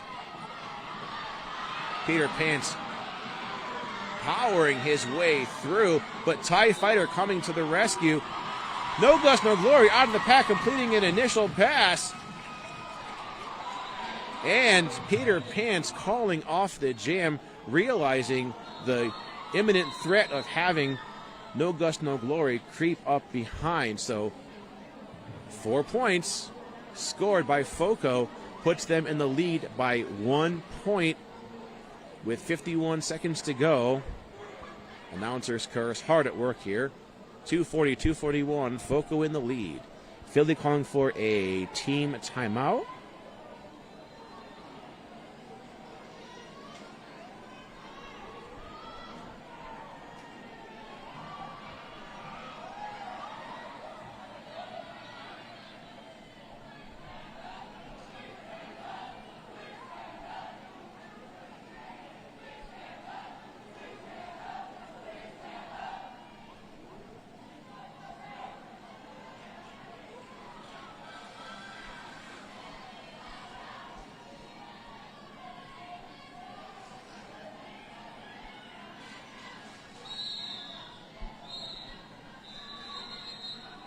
A rolling whistle bringing us to that end of that team timeout, and official review signal going to the Philly bench. So we're going to take an additional moment here.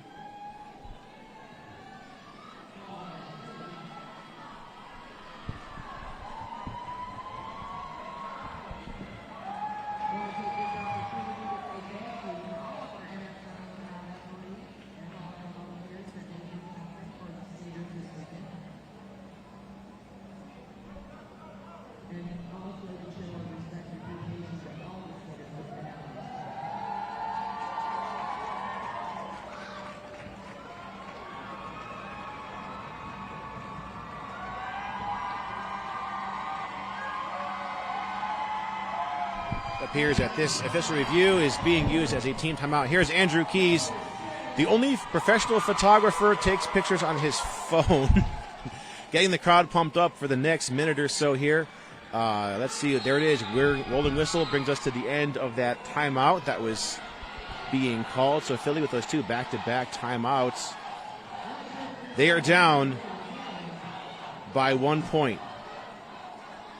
If this game is going to go the way it's been going, we're probably going to go into overtime. No Gus, No Glory back out there. Pack advantage in the hands of Philly. Foco down one blocker in the box. No Gus, No Glory breaking out, and he is lead, but we are jammer on jammer. I don't think this game could have been scripted any better. Oh, TIE Fighter taking Slim Skady down. No Gus, No Glory picking up 4 points, putting Philly back in the lead. No Gus, No Glory now coming in for a second scoring trip. The Kraken walling up at number 3. This is Spilla trying to hold Gus back, but it looks like Spilla comes very close to going out of play, so No Gus, No Glory is out. Foco's jammer Slim Skady does have 4 points. No Gus, No Glory calls it off.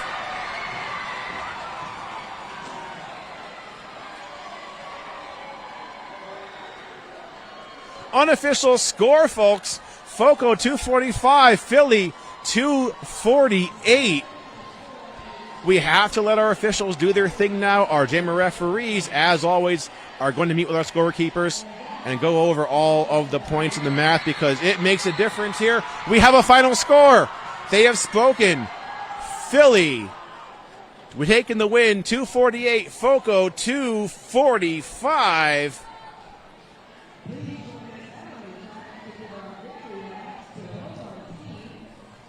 This has been a pleasure announcing this game. My name is Carnage. This is how we should expect. This is how we expect these championship games to be, a nail biter.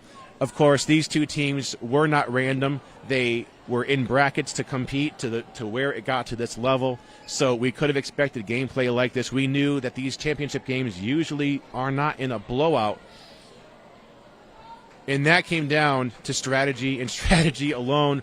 Jammer penalties, of course, playing a role, but Philly is taking their win. If you can't see this massive, huge ring around the track of people, I wish I could be down there, but I've got to be up here taking this high five. I am going to get a video of it. Here comes Philly taking their victory lap around the track with this 3-point win. That means they are champions for the Open Division of the JRDA 2024 season.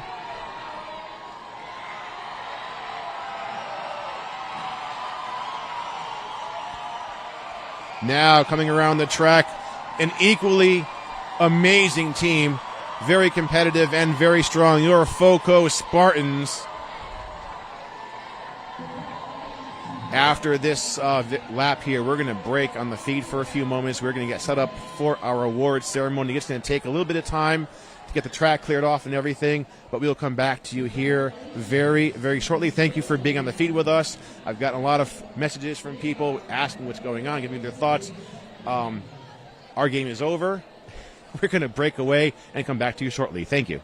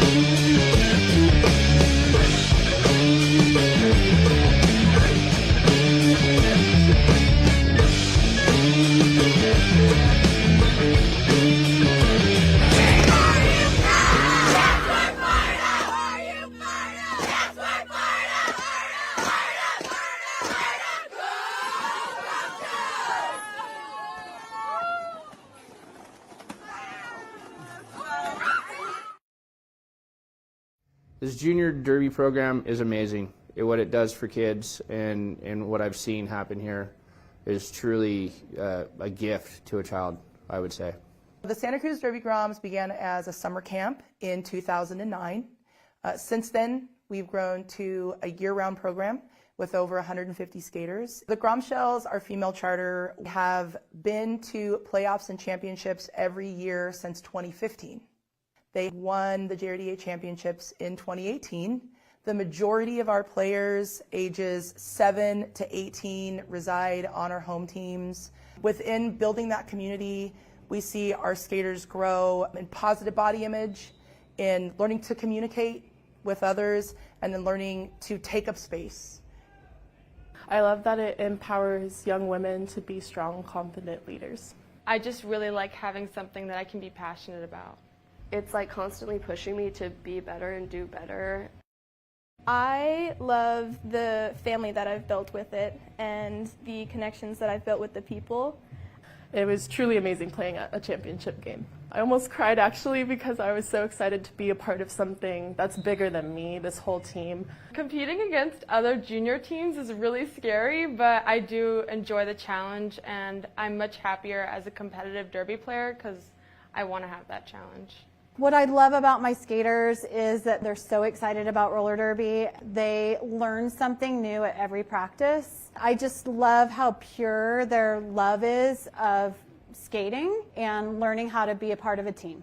Fierce. They are absolutely fierce and fearless, and I am amazed what they bring to the track and to every single practice, the way they show up and they give everything and they get excited when they overcome obstacles. I watched their confidence grow.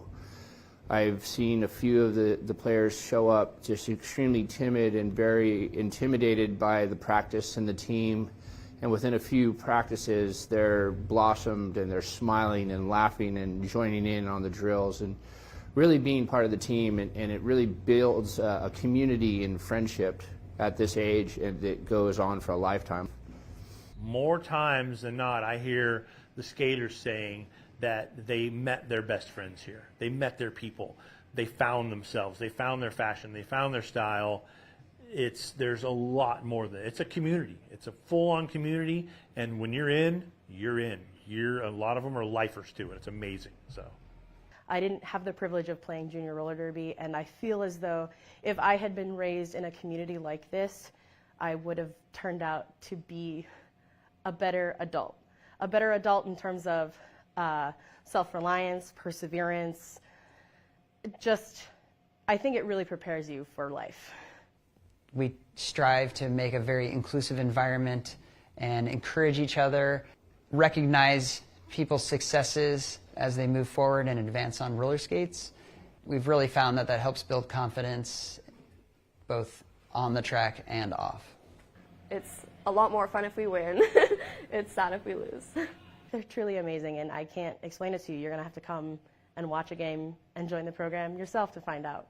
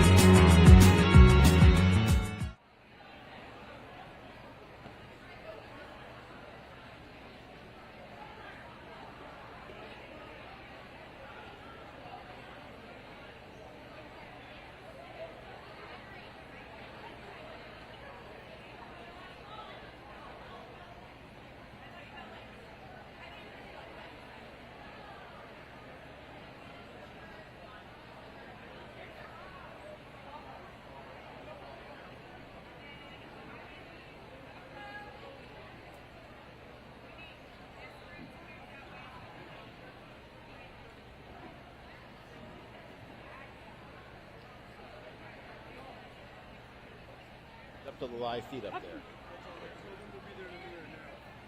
When I said aged out stuff. No, we are waiting on them, literally. I know, Listen, I know. I'm low level. I know.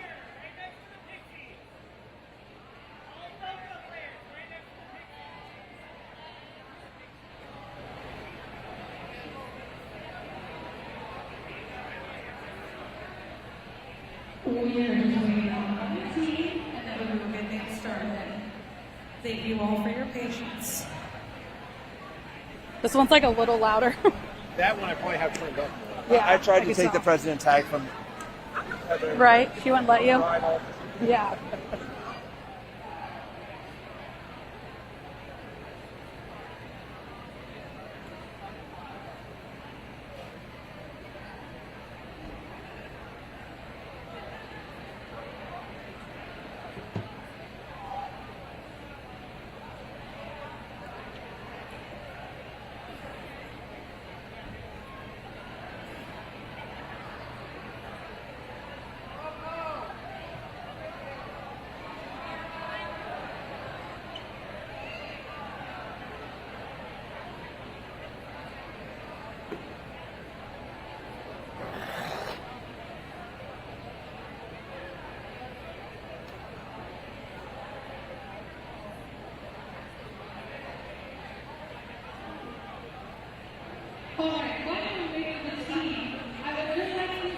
Everyone for coming out and supporting these amazing athletes and teams. What a weekend it was. Man, those games, those were fantastic. So thank you so much for everyone for coming out and supporting.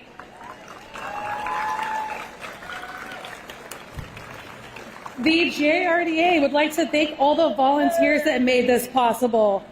The JRDA board members, directors, and committee members, photographers, officials, all the official staff, especially our tournament heads. Our tournament head ref, Al in your grill.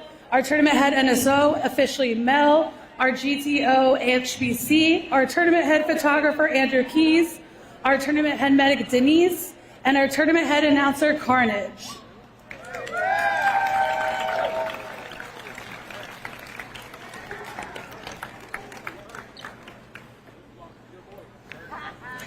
Okay, for our aged outs, I'm going to say your name by team. You're going to give us one little lap, come together in the middle for a quick photo, and then we'll have you guys go back to your places.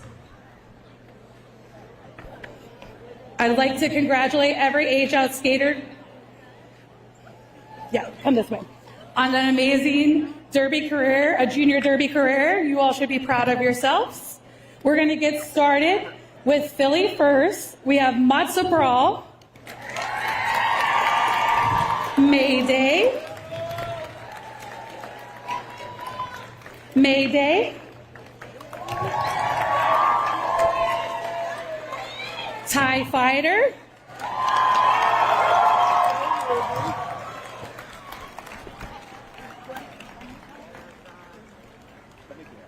Bunicula.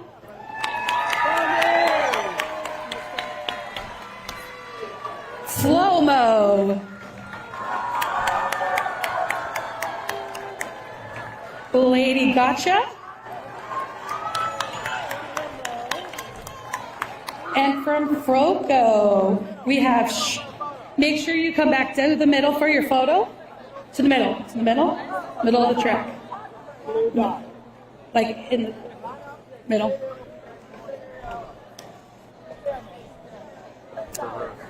Yeah. Are you talking about block of you? Yeah. Okay. Got it. Well, I'm not in. Okay. And for Foco, Shreddy Krueger. David and Goliath. Truffle Shuffle. Mini Tap. Gonzo. Devlin. And Axel.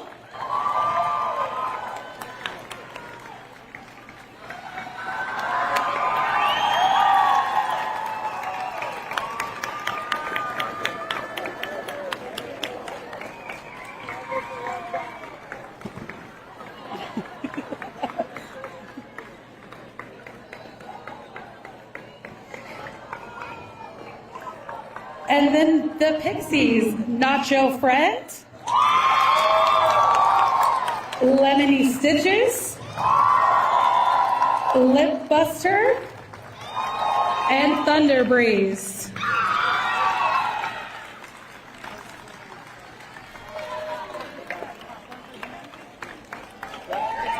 Mr. Valiant.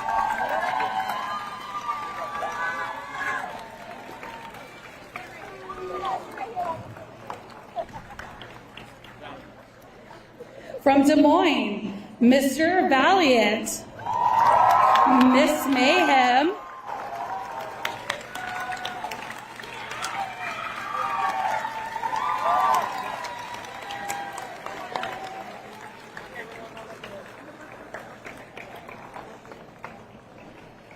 and from Columbia, we have Babs the Breaker,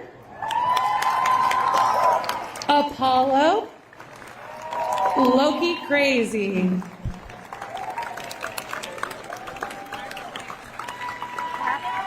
Catch me. Catch me up. From the Foxtails, we have Catch Me, Rotten Candy, Serious Block, Legs, Party Poison, Oogie Boogie, Megatron, Tears of the Lynx.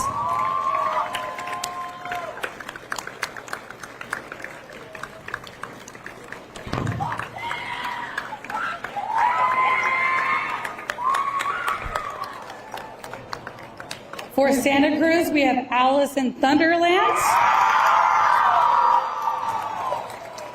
Tinker Hell, Cinnaren, Crombob, and Ragin.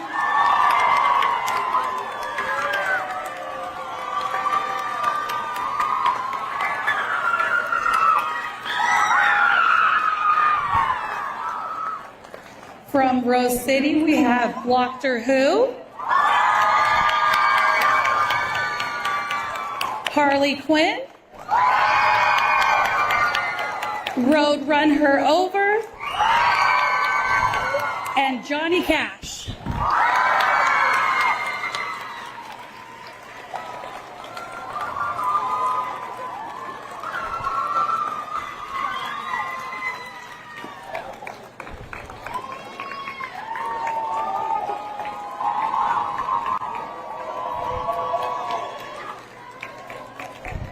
And for Tampa, we have the wonderful Miranda Slabert.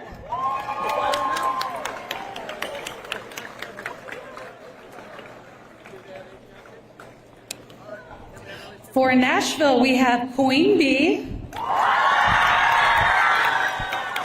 Thorn, Shipwreck, and Mighty Duck.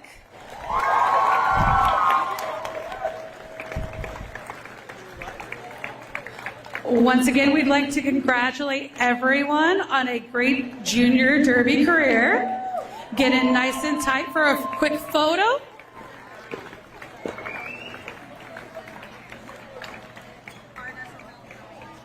So far, so good? Sound okay? All right. Open division was Foxtails, silver, and then gold was Philly.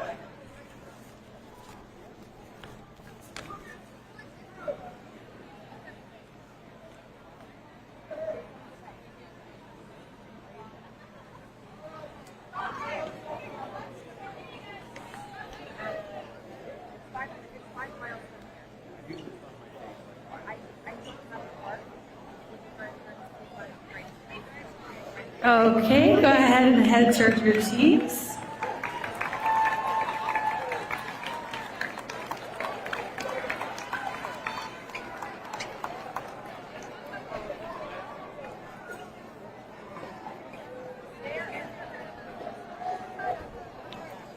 What order do you want your MVPs in? female. Should I do them first? If the order had the medals first? I think we should do MVPs first, right? and That would then make do sense. medals. Okay. Which one? Okay. I can name them to you. Okay. Best blocker? Female blocker? Yes. Yeah.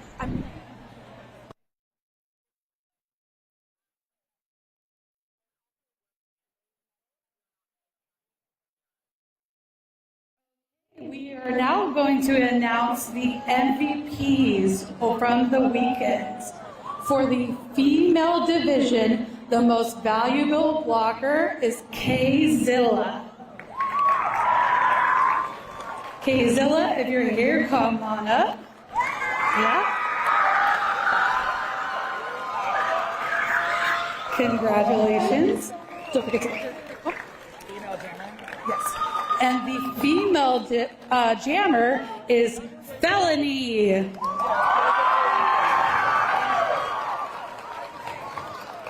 Congratulations, Felony. For the open division, okay, our most valuable blocker is TIE Fighter.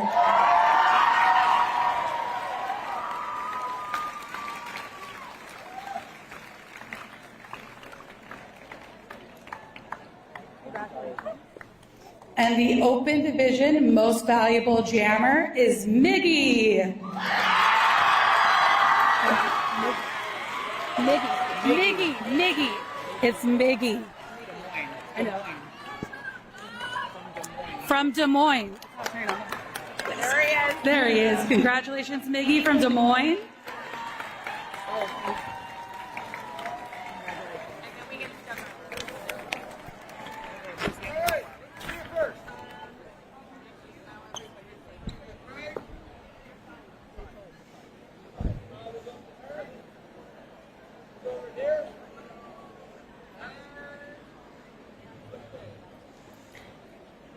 And let's hear for our MVP blockers and jammers.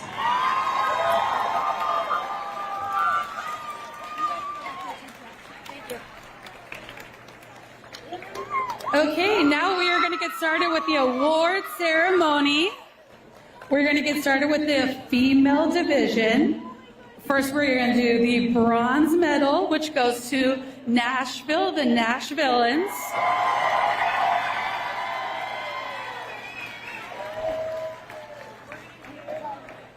One at a time, everyone come on out. Yep. Single file line.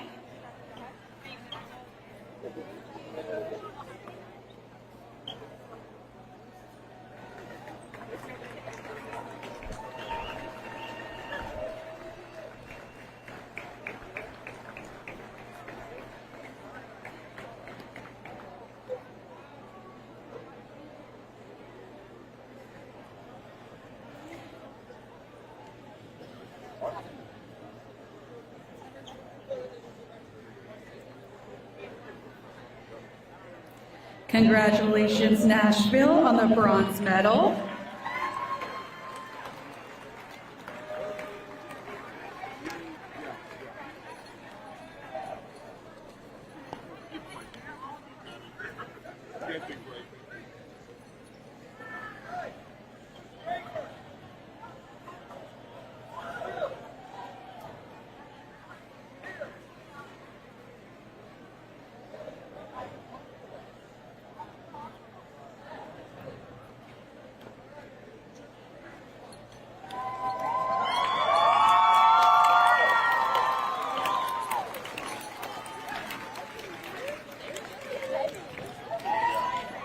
And the silver medal for the female division, Rose City Rosebuds.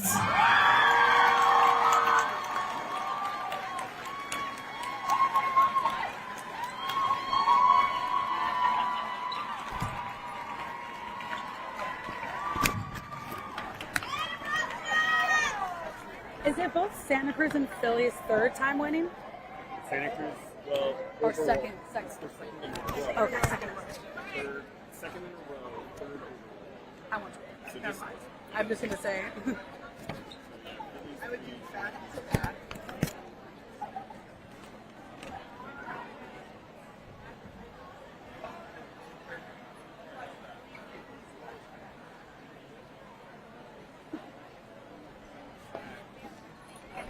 Congratulations, Rose City, on the silver medal.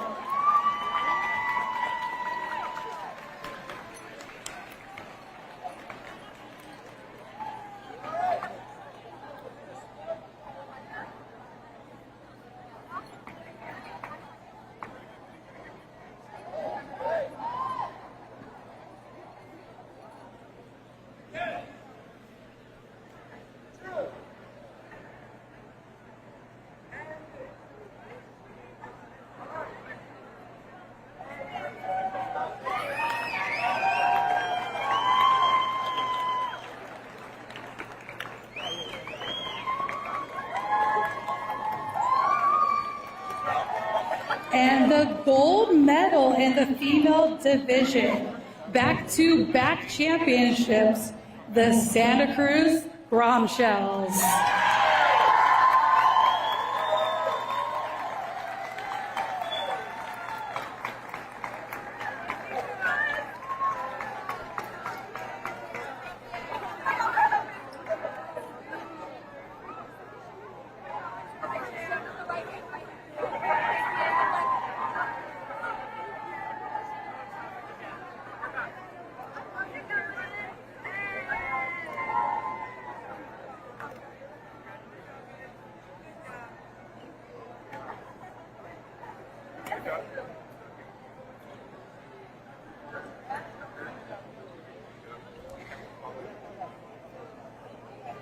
Congratulations, Santa Cruz, on winning the gold medal in the female division.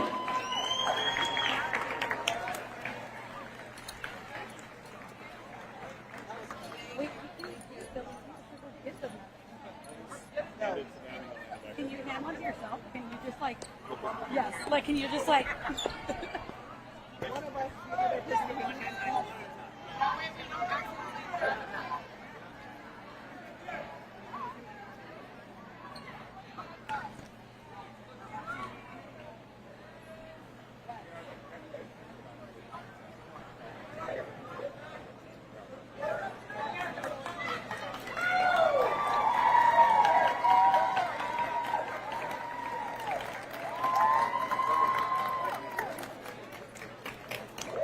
We're going to have all three female teams get together for a quick photo.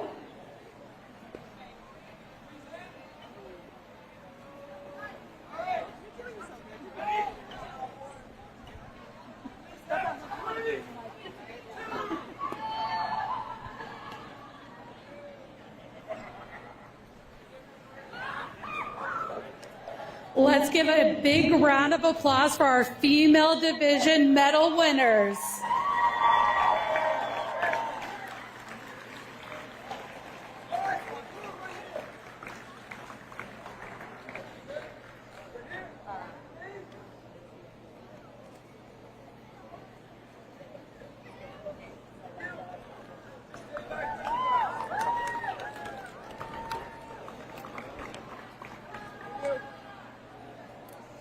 And now our open division medal winners with two amazing games that came down to the final jam for both medal ones. It was amazing. We're going to start with the bronze medal, the Pixies.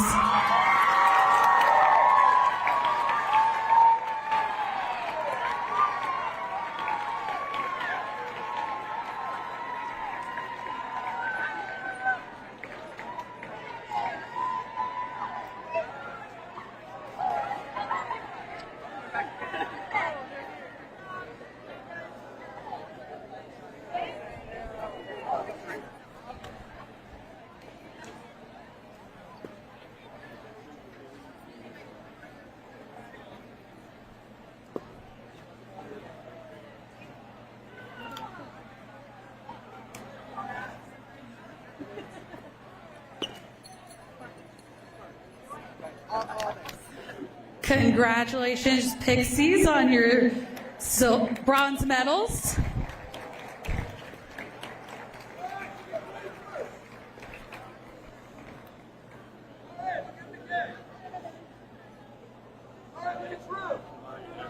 Write the note for where the next chance is. Write it on the back of his eyes. Wait.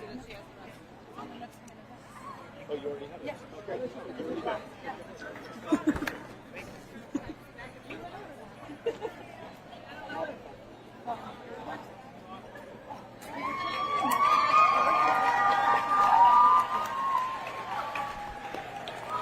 Okay, and our silver medal winners from the Open Division, the FOCO Junior Roller Derby Spartans.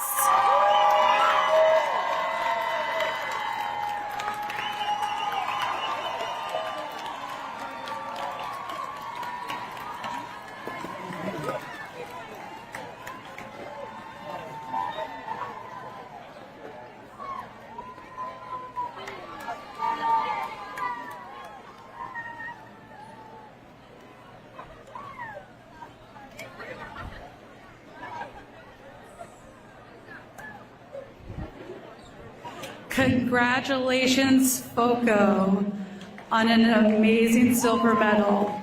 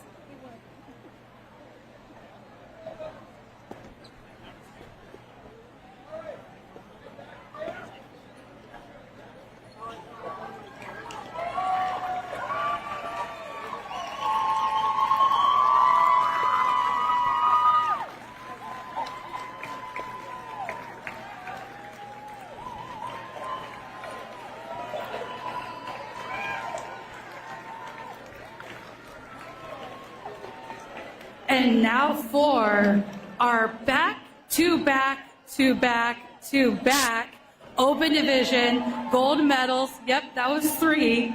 The Philly Roller Derby Juniors.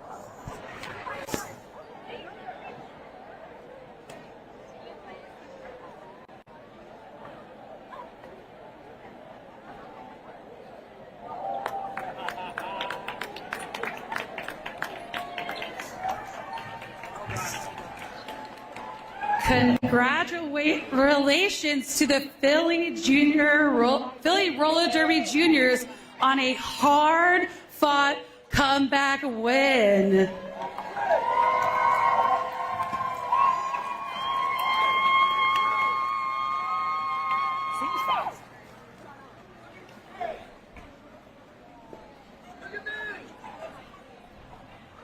We did start that last game an hour late.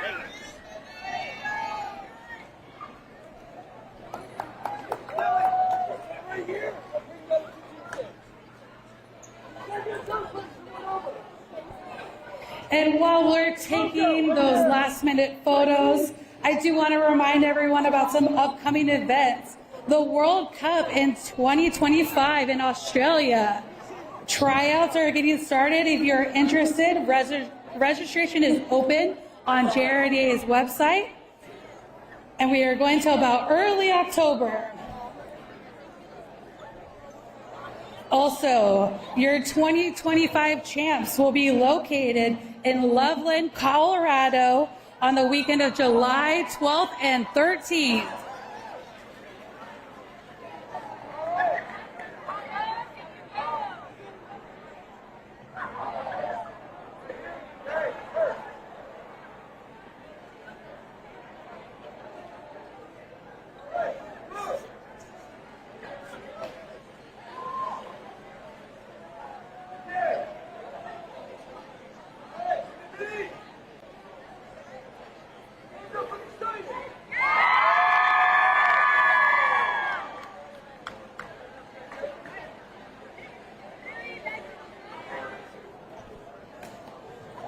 Well, once again, the JRDA would like to thank everyone for your help this weekend, all volunteers, officials, parents. We wouldn't be able to do this without you. Thank you, athletes, for an amazing weekend with some incredible games. We hope to see everyone July 12th and 13th in Loveland, Colorado next year.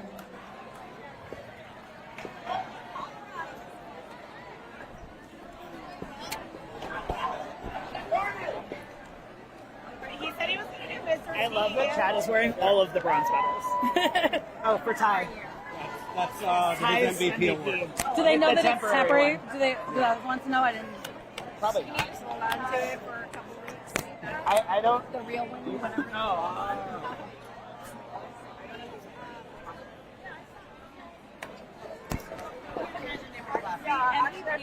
Yes. Okay. Perfect. Awesome. I will let them know. Okay, perfect.